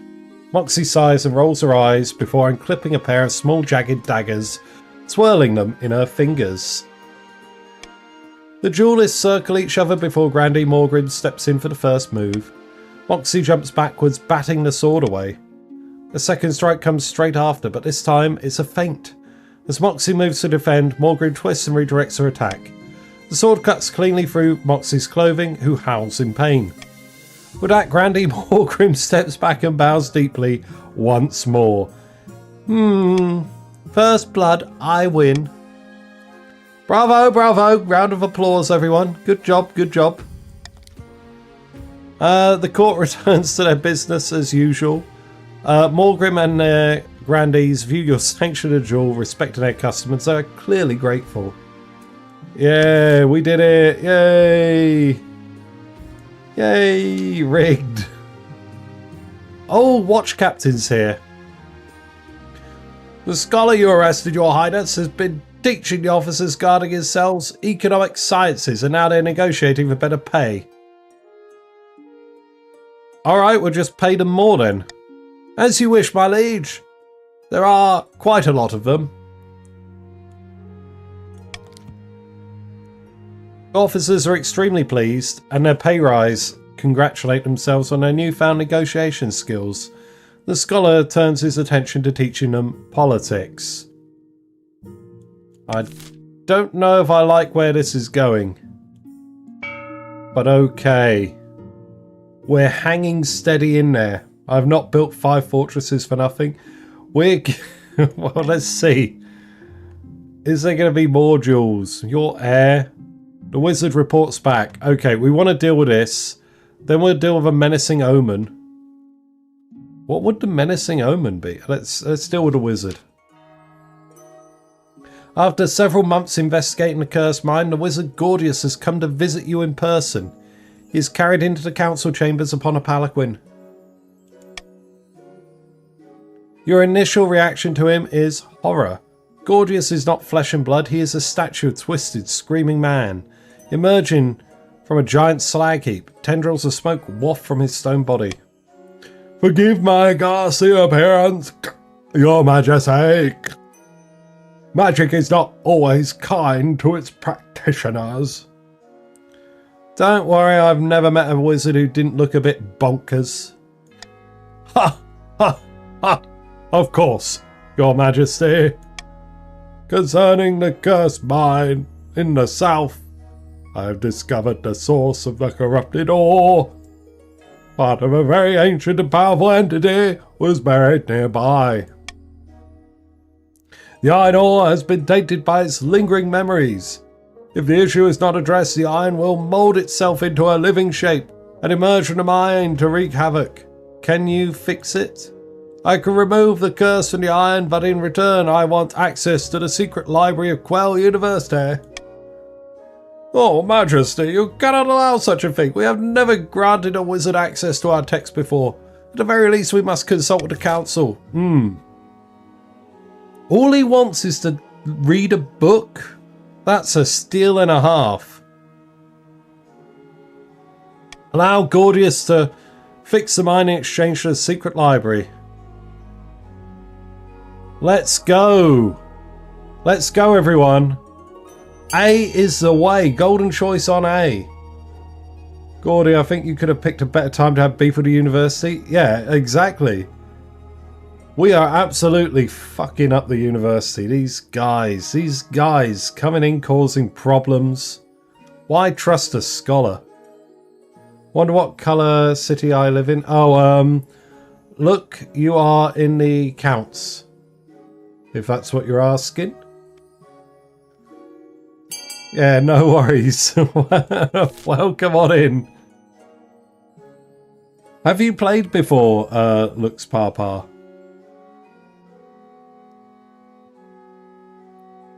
Right, 15 votes total, 4 people left to vote. I think that's pretty good.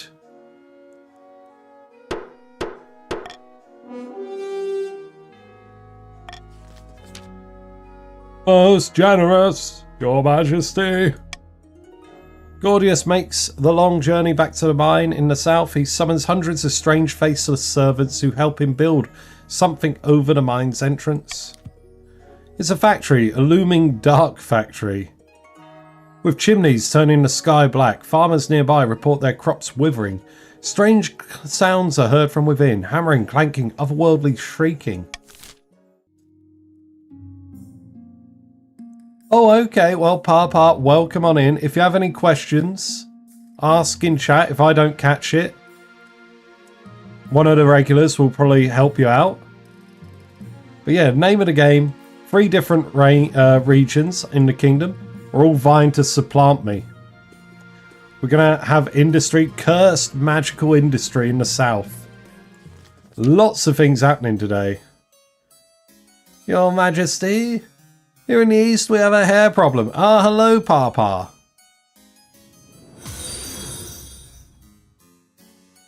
Oh yes, tapping the sign. Yes, here we are. Those that have joined the Queen's current roleplay for me. Courageous, charitable, zoophobic. I don't like animals. And I don't like leaving the house. This is going to be very prevailing in this current act that we got. But as I'm courageous, I don't mind throwing myself into danger. And I will always spend money to fix a problem if I can. And create more money when faced with bankruptcy. So, you know, it's good that we don't have bankruptcy. Not letting me join. Oh, the extension can be a bit touchy. Quarterist of flip. There you go. Quarters to flip. Quarters to flip. There we go. I can read. I know reading. Welcome on in. You're in the Chiefs of the North quarters. Welcome aboard. Thank you, no worries. I have reading comprehension. We have a hair problem. You can't even deal with rabbits on your own. You want me to deal with it?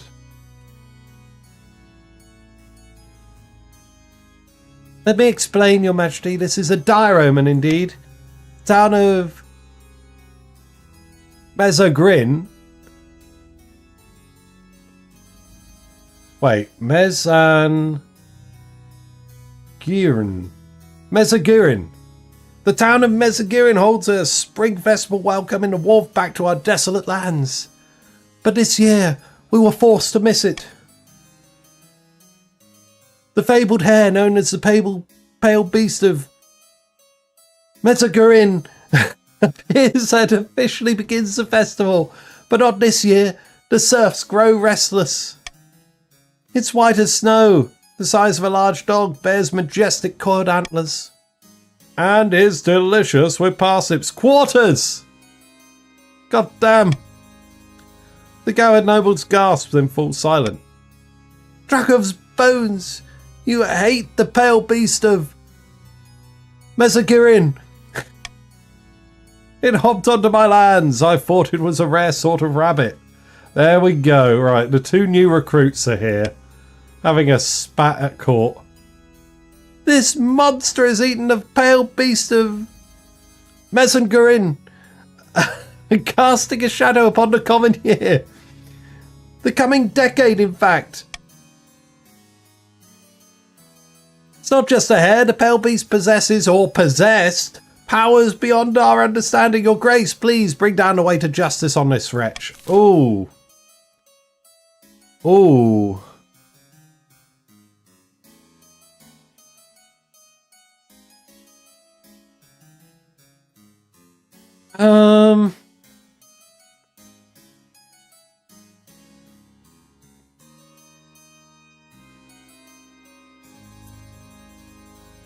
You know, I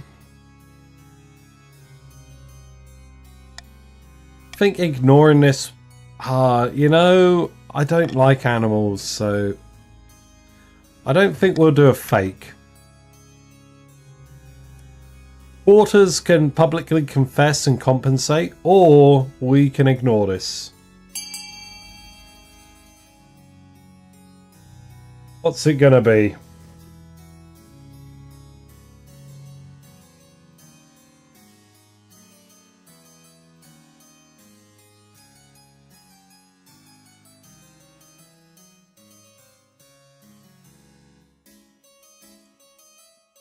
Oh wow, 6-6. It was tasty, yeah. We do have bigger problems. We do 7-7. All right, 6 people left to vote. What are we looking at? Oh my god. Okay, all right, 8-8. Why is it so close? Don't force me to decide.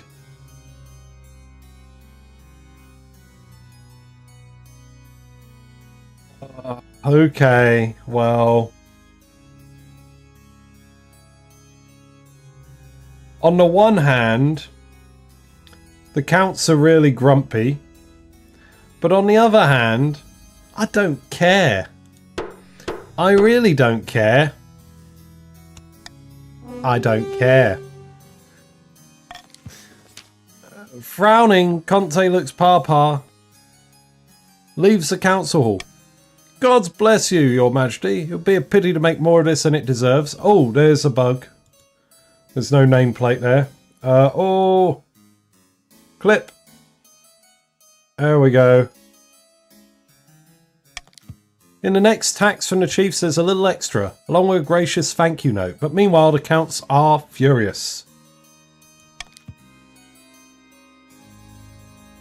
In the end, Conte Look Papa claims that they saw the white hair and the festival goes ahead.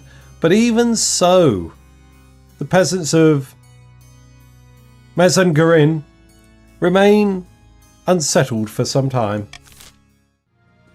Counts may be able to rebel soon. Ah, no, don't you worry. We got this. We got this.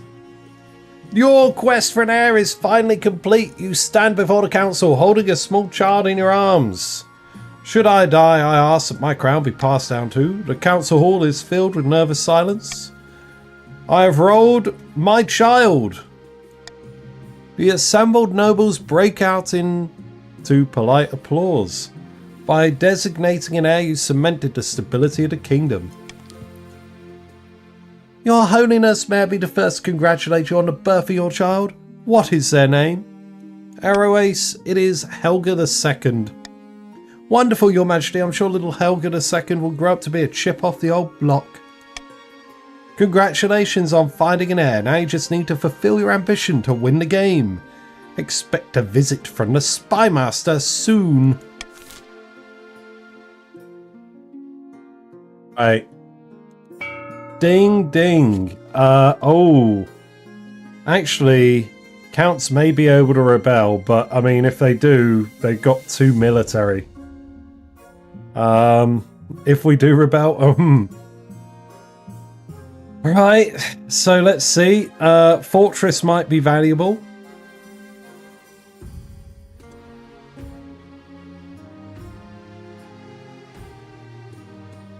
Yeah, the counts will suffer quite heavily if they do rebel. Stability. Grandees may want F the prison. The Grandees may want E the Grand Bazaar. That would put them over the edge. And the Counts may want C the Observatory. Yeah. A lot of things here. There's like 4 items that may be quite useful depending on what we're doing. Here's the list of everyone and their money. We're going to start the auction now. D is anti-chief. Oh yeah, D for anti-chief. Type exclamation mark fund followed by the letter of the item you would like to fund, followed by the amount of money you'd like to fund it with. Top 2 items at the end of the auction will be built and take effect. Bids on unfunded items will be refunded. You got about 40 seconds to get your funding in, but there's a delay on stream, so I will type in chat when there are 10 seconds left. Damn Arrow Ace. What is Arrow Ace putting a lot on the prison? Let's go. Alright, it's looking like Prison and Grand Bazaar are prevailing.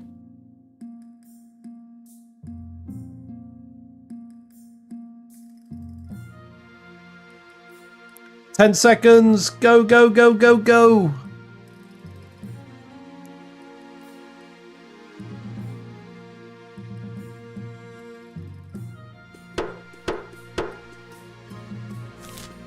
Right, what's that?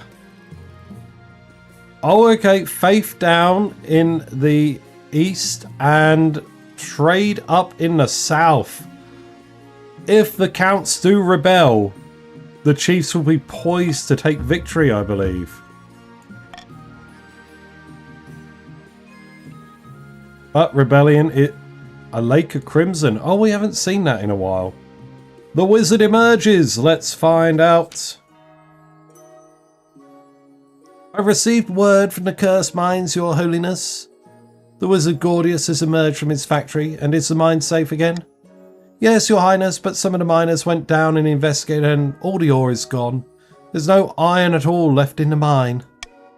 Meanwhile, Gordius himself appears to be riding upon an enormous iron contraption, something like a giant hand. It crawls across the landscape as quickly as a galloping horse. Ah! Horses!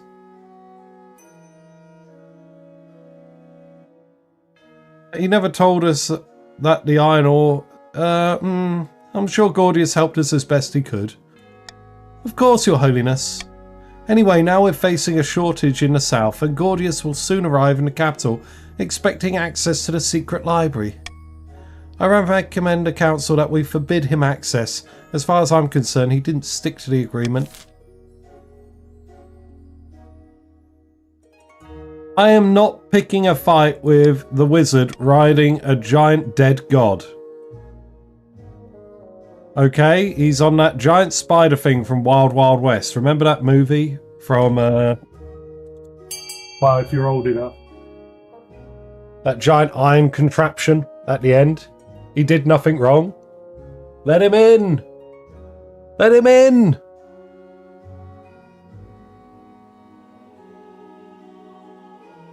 Hold on, I've just dropped my dice on the ground. I'm gonna...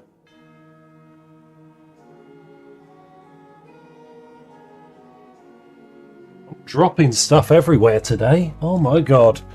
Alright. There we go. Thank you very much. Voting no equals cranky wizard. Yeah. We're not gonna make a cranky wizard. Gordius soon arrives in the capital, riding upon a giant metal hand that crawls like a spider.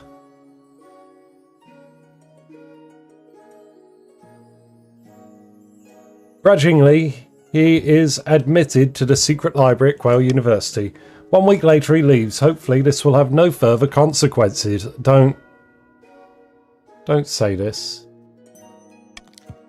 Meanwhile, an iron shortage ravages the south. The soldiers and farmers are chronically under-equipped, though perhaps they escaped a far worse fate. That is... oh god. Oh god. Oh god. Your Majesty, the crystal waters of our beloved Lake of Dawn have turned to blood. Foolish stories speak of pagan flesh feaster god Chalif, and the villagers think she's displeased with the state of the north.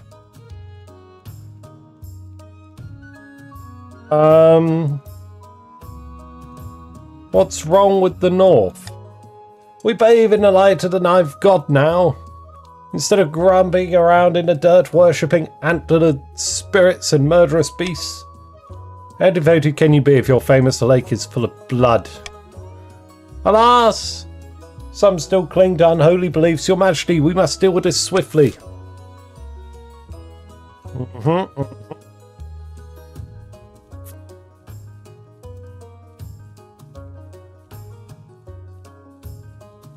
Food would be nice.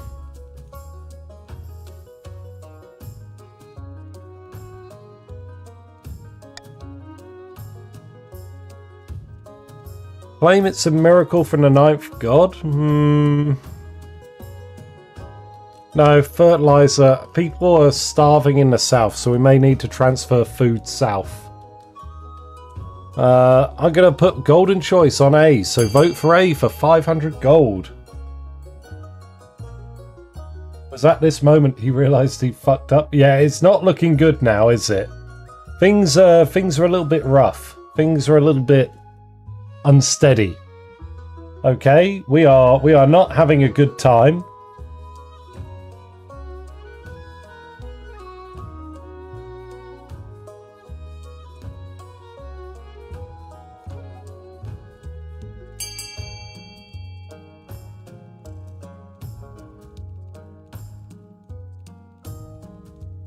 Okay, cool. I think that's most of you. Maybe a couple more left.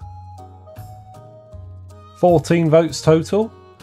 The blood water will contaminate our crops. Nah, pink turnips. Nothing to worry about.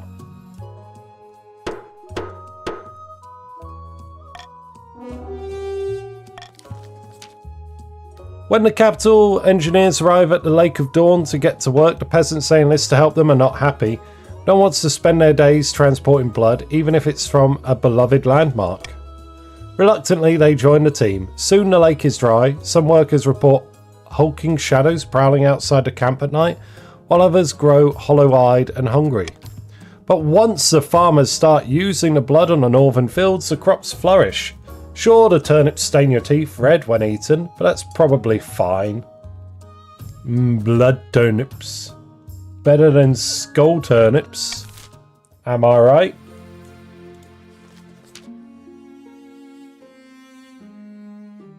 At the start of your reign, you said you wanted to be a conqueror. Okay, right.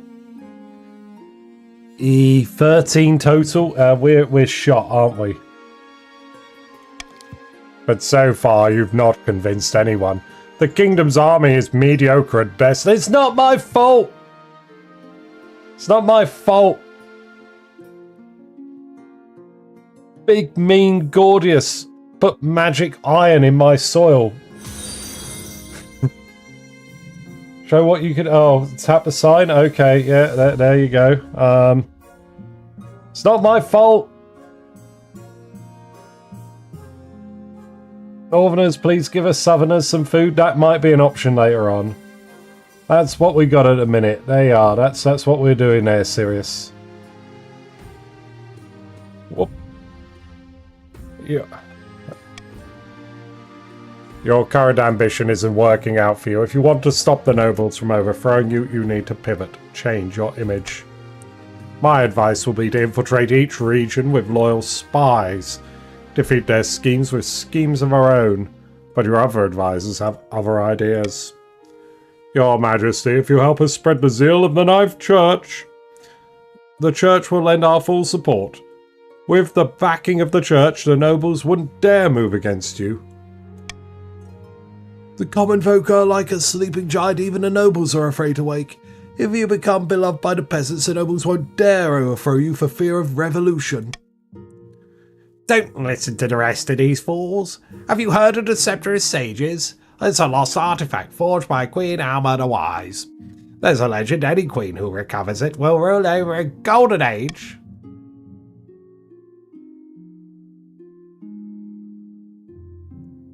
So here we are. We are... Trade? So if we're trade, it's either recover the Scepter of Sages, that involves leaving the house, or a spy network. So spy network time, I think.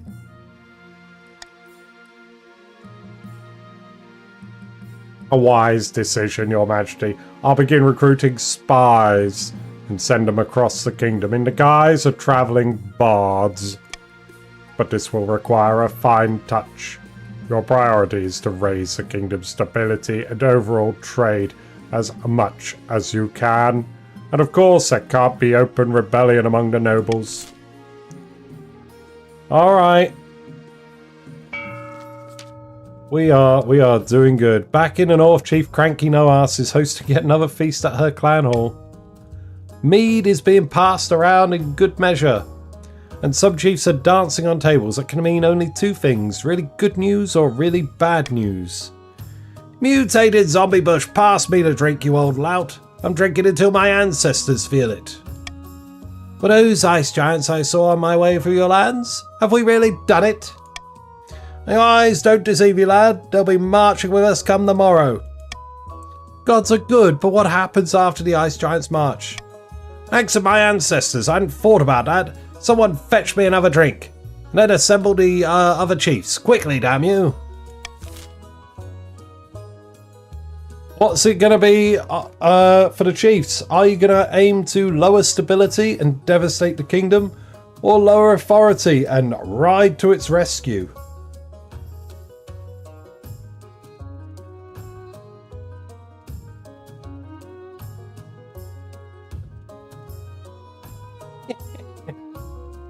What's it gonna be? I mean, B would block the Grandees from progressing, because you'd be matching pace.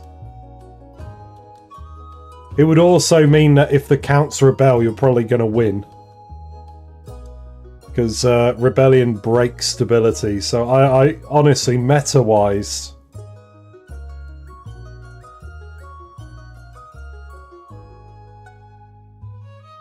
It's a gamba. It is at the minute. There are 6 chiefs. I don't know. One left. I think though that's probably all of you. It's been hard to keep track. We've had a few new faces today. We're a little heavy on the noble side compared to normal. Welcome on in, everyone. We do play King of the Castle every Sunday. So if you want to see more of this, feel free to give me a follow and come back. There won't be much left of the palace after this, but we'll build a new one, bigger and fancier, with more bones. More bones! Ale sloshes over the floor as Chief Cranky Arse teaches on the edge of the bench. Either way, we'll sort this out when we're done pillaging. For now, let's party! We do need to make sure the kingdom is sufficiently unstable. Don't forget, or they'll unite and repel us, ice giants or no. For the final stage of their scheme, the chiefs must lower stability to 4 or less. Common tax for everyone, we're pretty good. You used to have King of the Castle all days, yeah. I mean, it's not going to happen again. I don't have the energy for that.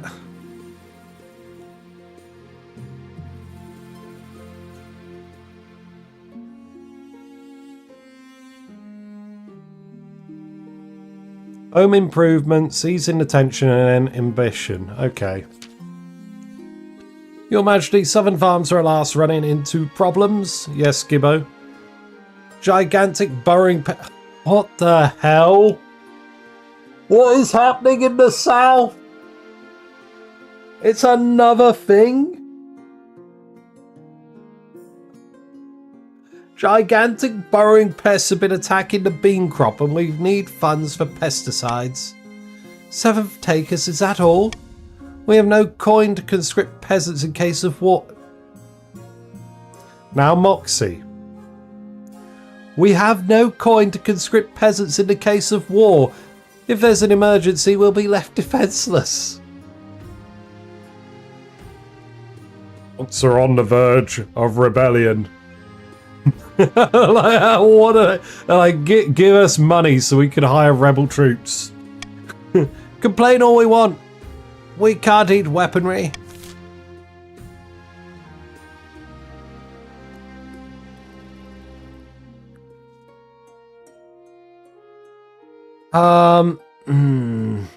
This is why we need a military site. It is.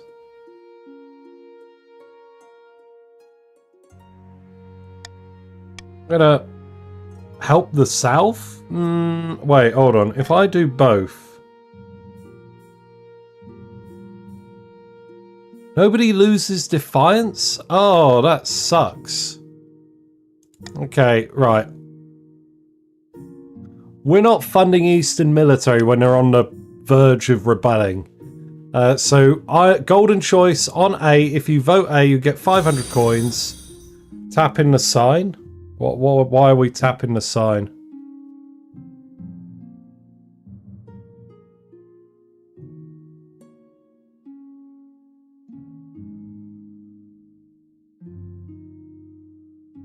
Empty farm? I mean, I guess, but they're starving.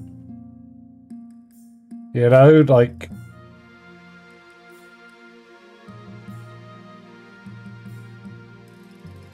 Spend money? Yeah, spend money to fix things, so... There's a bit of a wash. I see what you're saying. But I'm gonna go with A, I think. I think my initial knee-jerk reaction was right. No, the counts won't be any happier if I provide funding for both. Vote A for golden choice, everyone. Golden choice on A.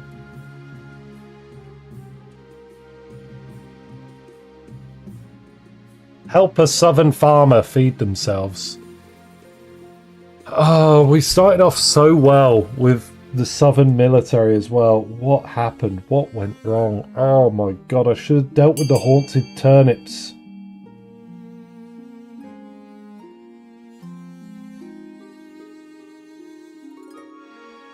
You see, if you build more farms, that means the cows will be over there and far away from me. Yes, without farms, cows will just be lingering in the streets, waiting around to moo me. Right. Good one, good one. Countess, Moxie, and some of the counts shake their heads and leave abruptly. That's fine. Still, Grandy Gibbo the Fourth thanks you enthusiastically and later sends you a barrel of beans as a token of appreciation. Beans are fine. It's very large indeed. You'll be eating them for quite some time. Many beans.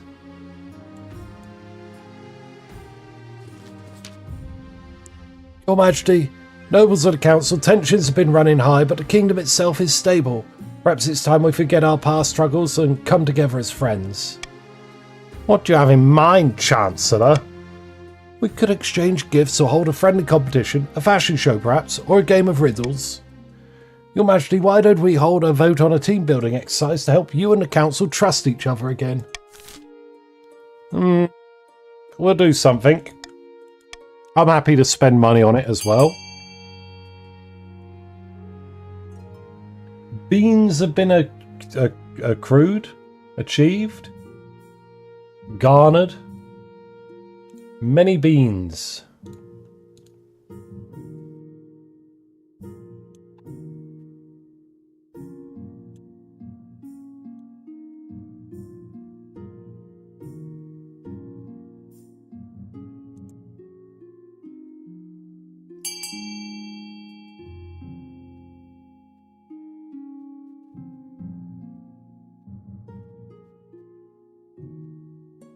Game of riddles it is, I suppose. That's good.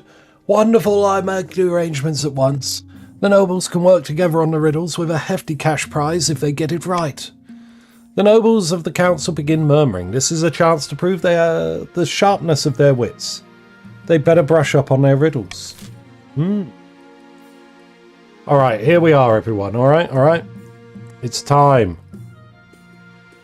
We've got, I think, 50-50 for the trade and 60% for stability.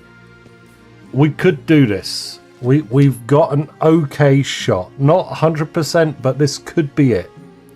All goes according to plan, Your Majesty. Let me show you. Your spymaster takes you for a secret passage in your own private office. You emerge into a hidden chamber where a number of hooded figures are waiting. These are my agents. They can blend into a crowd as effortlessly as they can slip a knife between a traitor's ribs. If you simply don't lose, you will win instead, yes. Bub! Ah! How can we be sure their loyalty?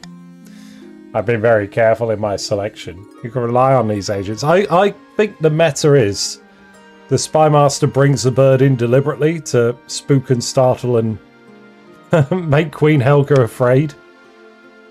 Soon they will infiltrate the courts of all the nobles at your council disguised as travelling bards. One of the spies tosses aside her cloak, revealing a lute and a colourful costume of a troubadour. With charm and flattery, they'll worm their way into your nobles' minds. Then we'll have a spy network the likes of which the world has never seen. I hope to make even the Gaunted Tavlin look like rank amateurs. They will learn to fear me. Indeed, Your Majesty.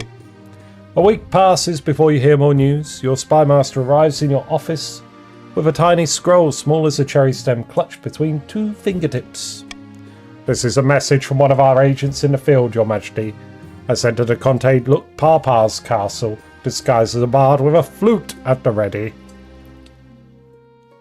Wonderful news. Don't get too excited. This is only the first step. Let's see what she has to say. 50-50. Papa, please hire my spy. Papa, why did you do this to me? You had one job. You had one job to hire my spy, so I could spy on you.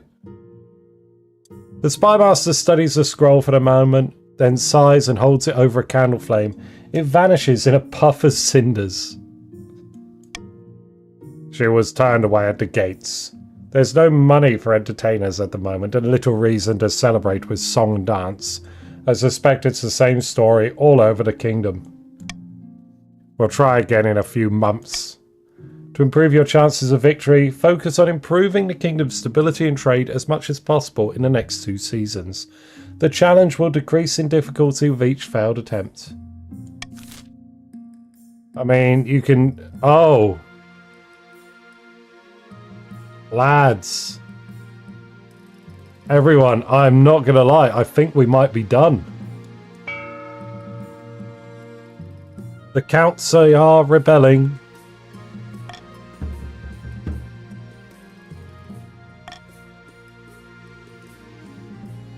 Rebellion, opening strike.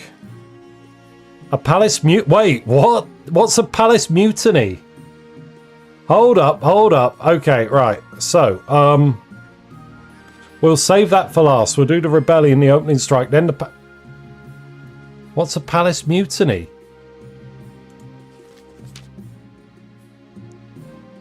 Long last, the counts have reached their boiling point. You're confronted in your throne room by Countess Moxie, her smile as sharp as a scalpel. The Counts of the East will bring you down, pretender to the throne. We'll rise up and fight for Martine, the true monarch. This is a formal declaration of war. The next time we see each other, we'll be on the battlefield. Moxie.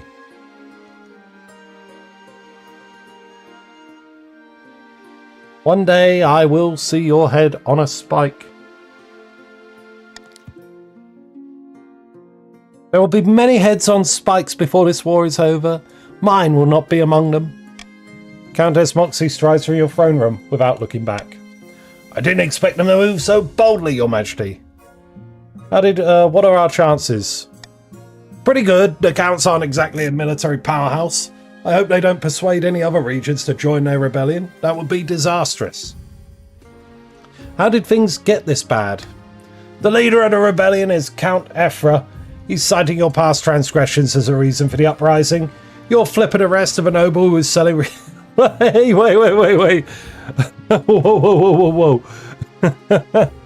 Your flippant arrest of a noble selling reagents when you granted a treacherous wizard access to the secret library. I don't think either of these were things that should have upset the Counts. Not to mention your disregard for the Count's cruelly slain pale beast. Oh, okay, that one's on me. You arrested someone to please my daughter? Exactly. Oh dear. Well, that's their excuse. In reality, it's not about you, it's a power grab. So this is it? Civil war? That's right, Your Majesty. The kingdom will be divided. There will be a lot of death and suffering before this is all over. I can't wait. I'll go dig out the trebuchets. Alright. Counts. It's been a long time coming. Over 300 years ago, the East was conquered. But before that, we were our own rulers with a lineage of monarchs stretching back 1,000 years. Ah, the glory days. Indeed. And that's why we must rise up by placing Martine on the throne. We will claim what we have lost. But first we must decide on tactics. My fellow counts, I ask you, how shall we strike first? We can launch a preemptive strike against the Grandees to cripple their military. If we suspect the chiefs may join our cause, we can call them to war. We could also call upon the church to condemn the Queen, or finally send off an assassin to nip this in the bud. What's it gonna be, counts? Those are your options. I'm hoping that things go well. Rabbit puns.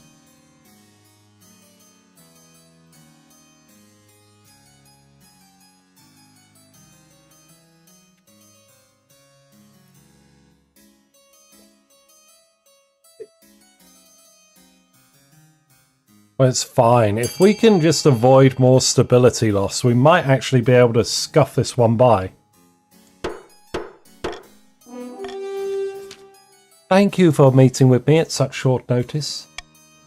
The sum you offered piqued my interest. You understand why the sum is so high, though? Yes, you want me to assassinate the Queen. It's no trouble. I'm a child of the Viper. If you have the gold and you want a woman dead, she is dead. Get it done. Palace mutiny. The officers of the Watch, Your Majesty. They've been learning politics from the scholar we arrested, and now they're demanding a representative in the council.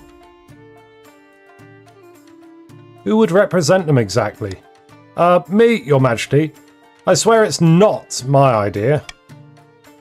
There is no question of changing the constitution of the kingdom. Such a thing simply cannot be done, but there are always other options.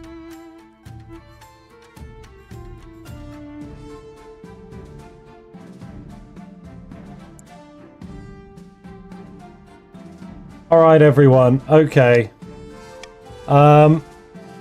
Convene a fake council, so the watch captain can sit there and look pretty good. We like the watch captain. He's a good boy, good lad. And, you know, if he can smooth things over with the watch, then we're going to be okay. If only there was enough treasury. If only there was, but there is not. Listen, my loyalists, Grandees Chiefs, the war council we're about to have must include Watch Captain Taylor. I think that's his name. He's Captain Taylor.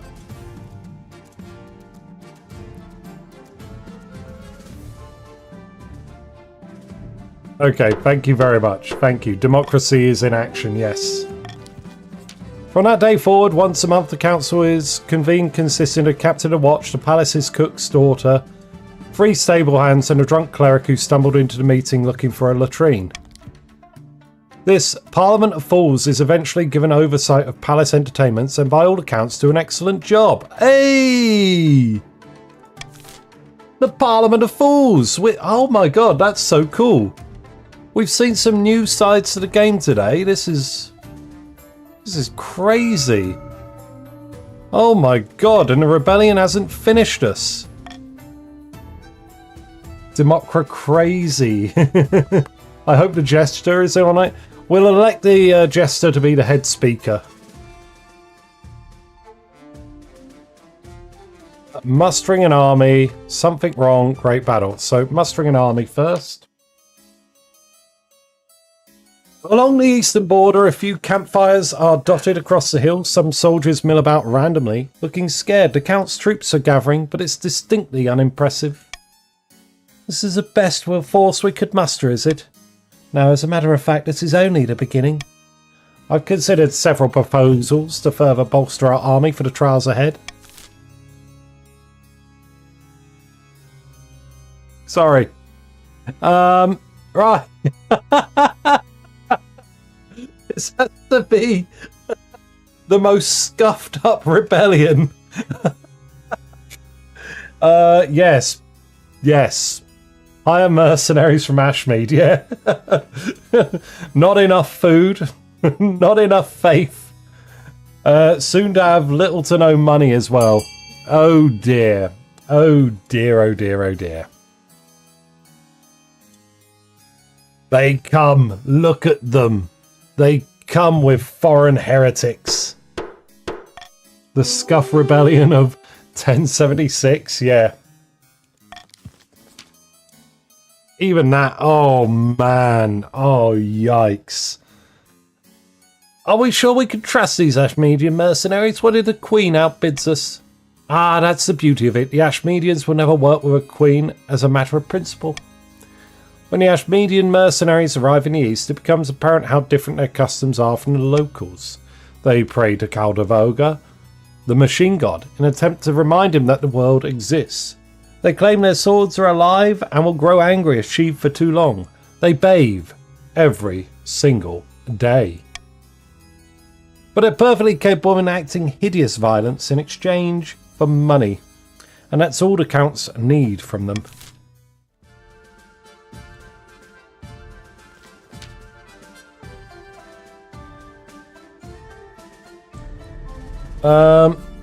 It's an evening like any other. You're sitting for dinner, your servants heaping your table with dishes fit for a queen.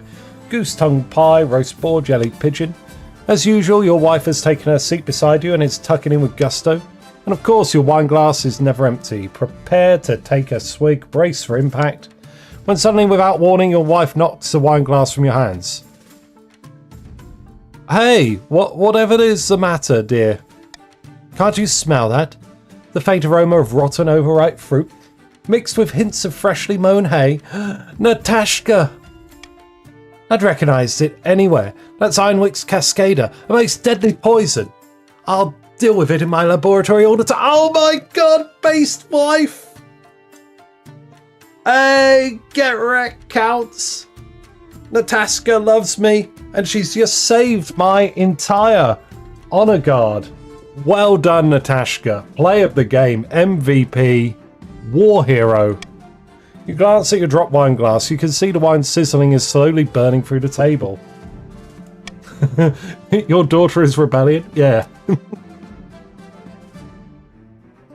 What are you doing with it in your lab? Asked Morgrim. Cascading. I wonder if your spouse has to love you to save you. I'd assume so. Natashka, you're amazing. Oh, it was nothing. As your wife takes a sample of poisoned wine for examination, you arrange a meeting with your spy master to discuss the near miss. Yes is the answer. There we are. It's a very rare kind. It was a very rare kind of contagious poison, known as Einwick's Cascader. It causes the drinker to explode, and whoever is touched by the remains also explodes.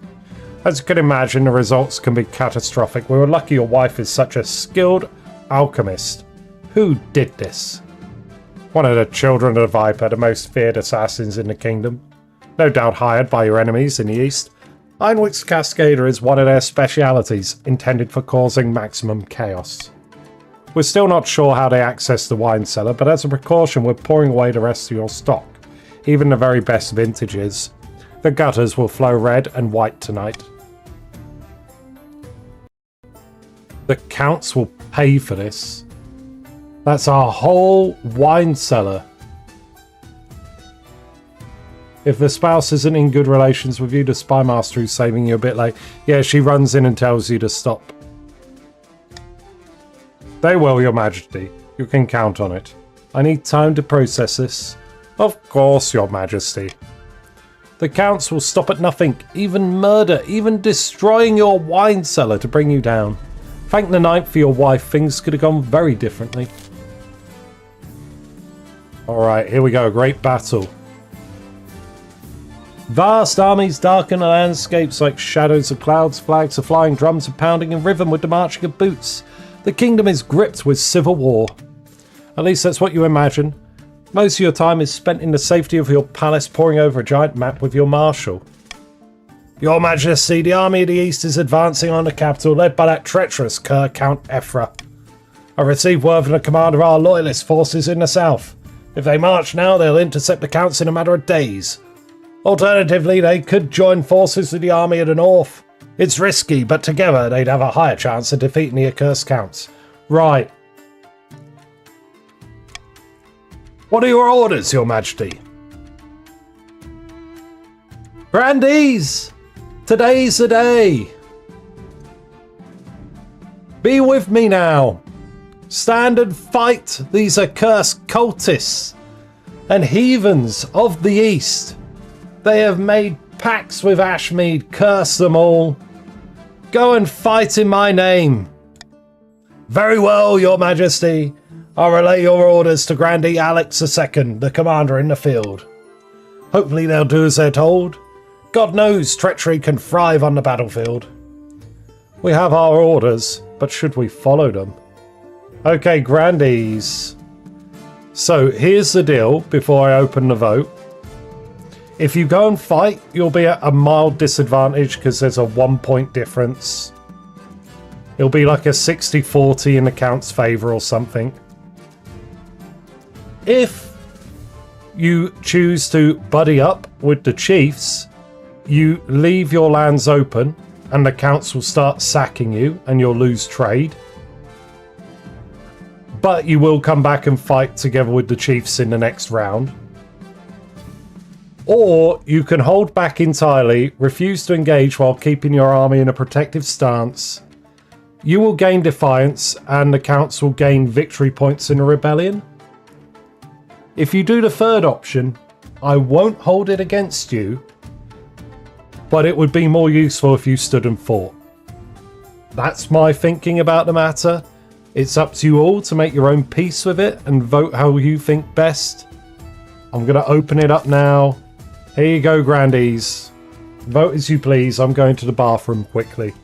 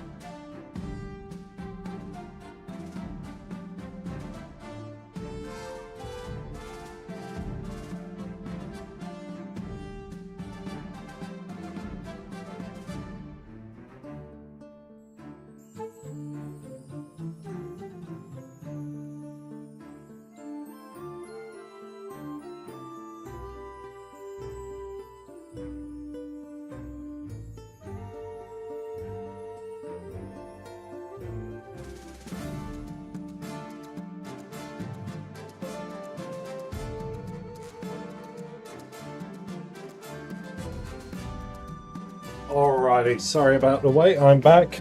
Oh wow, okay, you stepped up. Thank you very much, everyone.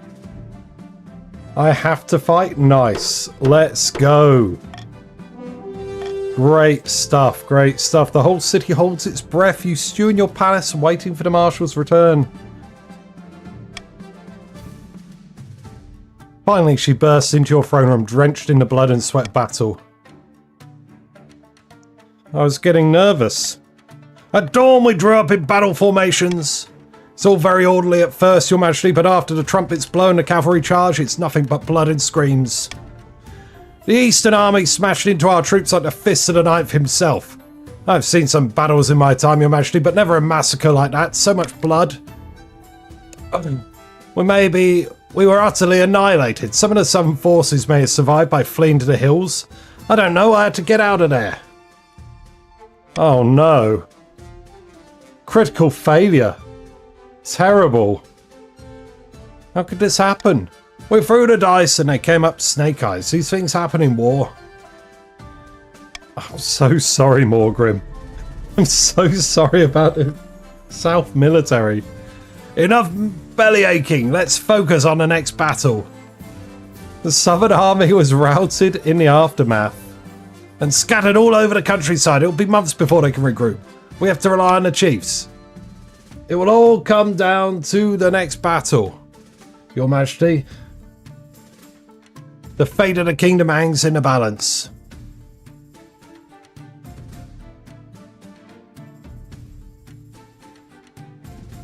And you know what?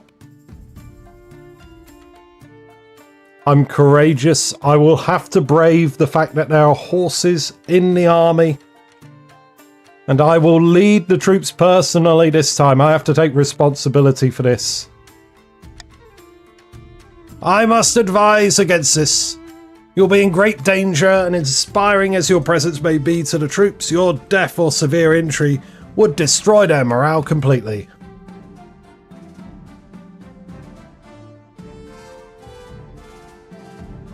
May the Ninth save us. Yeah, we got to get more troops.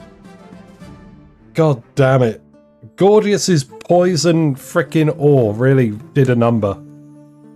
You must protect me then. Very well, Your Majesty. I will prepare your armor and horse. We ride at dawn.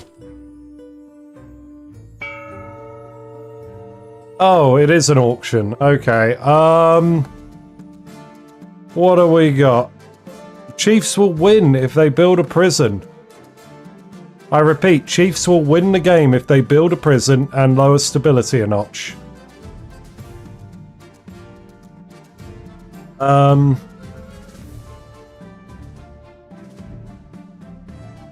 What happened with quarter? I don't, what do you mean?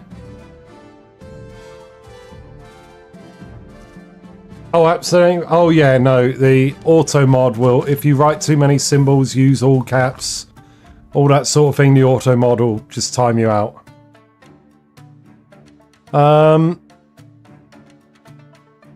Shit.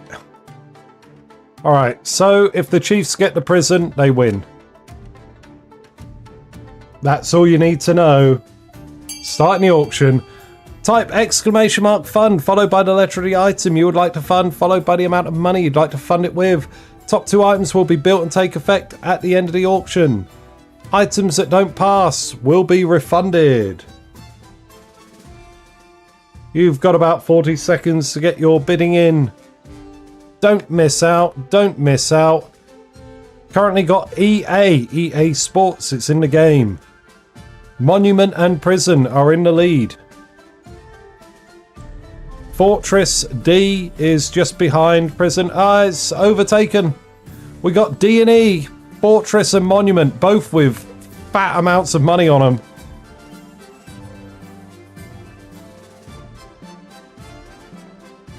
"10 seconds.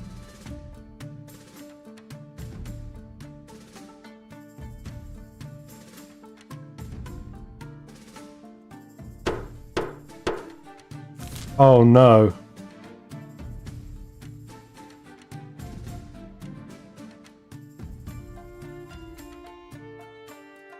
Advisor. Advisor did it.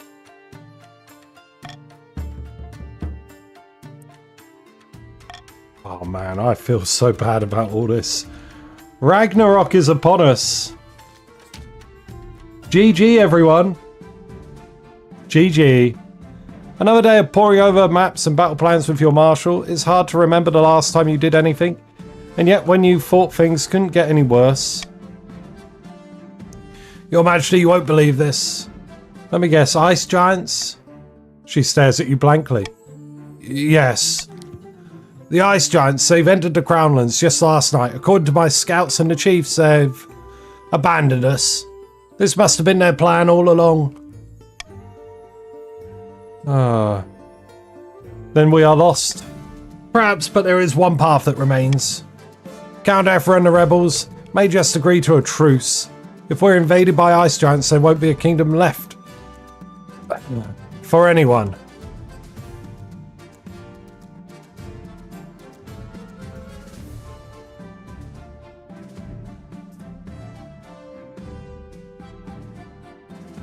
We'll send our best diplomats. I will fetch the Chancellor then. Ninth, preserve us. The next week is agony. Every second you spend waiting for Count Ephra to arrive, the giants cause more damage to the capital. Nevertheless, you are patient. When the counts finally arrive, they bring a whole battalion, clearly fearing a ruse. I'm surprised you came calling for us. You must be desperate. I won't fight for free. Crown Marantine as monarch, or let the giants do their worst. As long as you spare me. There, that wasn't so hard, was it?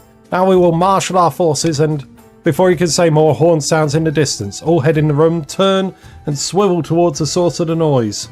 Someone is outside the walls. Everyone rushes outside, all previous hatred gone, and is greeted by an extraordinary sight. The giants outside your walls, and they have already demolished any soldiers unlucky enough to be stationed there. Count Ephra Bazar's mouth opens in stunned silence and realizes his army has been decimated. Not so smug anymore, are you, Ephra?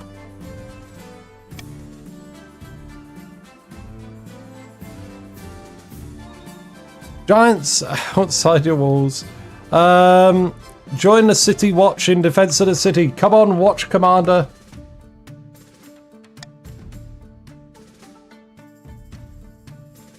It does some good for them to see you on the ramparts, but morale can only last so long in the face of the impossible odds.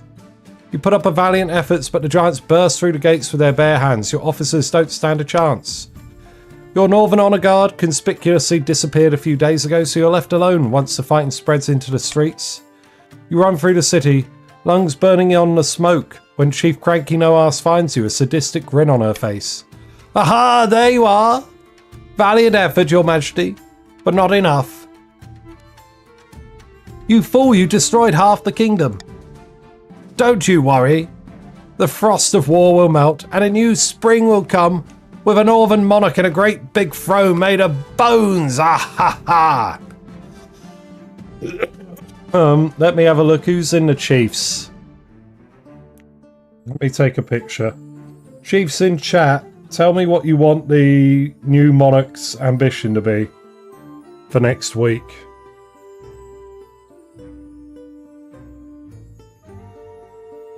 So that is, let's see, let's get the picture up. Whopper, Advisor, Wolf Warrior, Mutated, Cranky No-Arse, Quarters to Toss, and Piccolo. That's what the stats are like. That's when you see it, rising out of the mist like a lighthouse with anchors for hands. A giant looms behind Cranky No-Arse, who wears a terrible grin. The flesh feaster awaits, your majesty. Oh, the god. As Cranky No-Arse turns away, the giant approaches, picking you up with its hands, as if you're a discarded piece of cake. You shut your eyes and pray to the ninth god that the ice giants don't play with their food.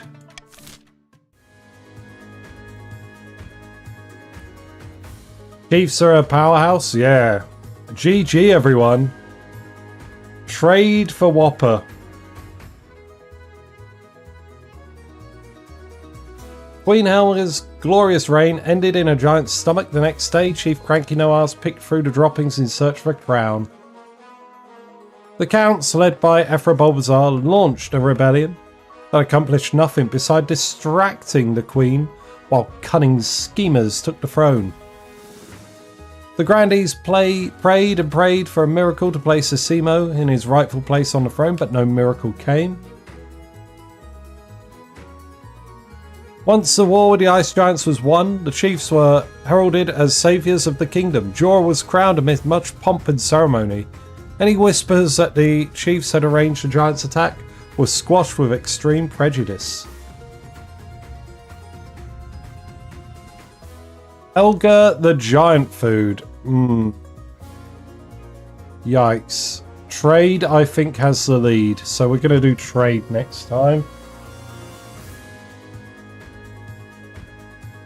And it's M.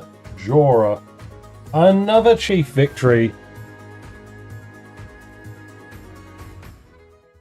Oh, no! Oh! Okay, we will see Jorah next week. I accidentally pressed the wrong button. So, we won't do the usual stuff there. Oh dear.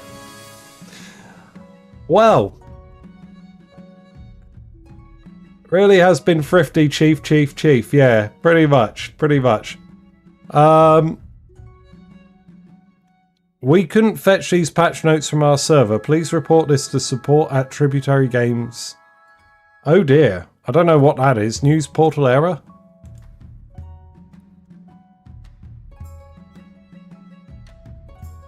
Yeah, well played, everyone.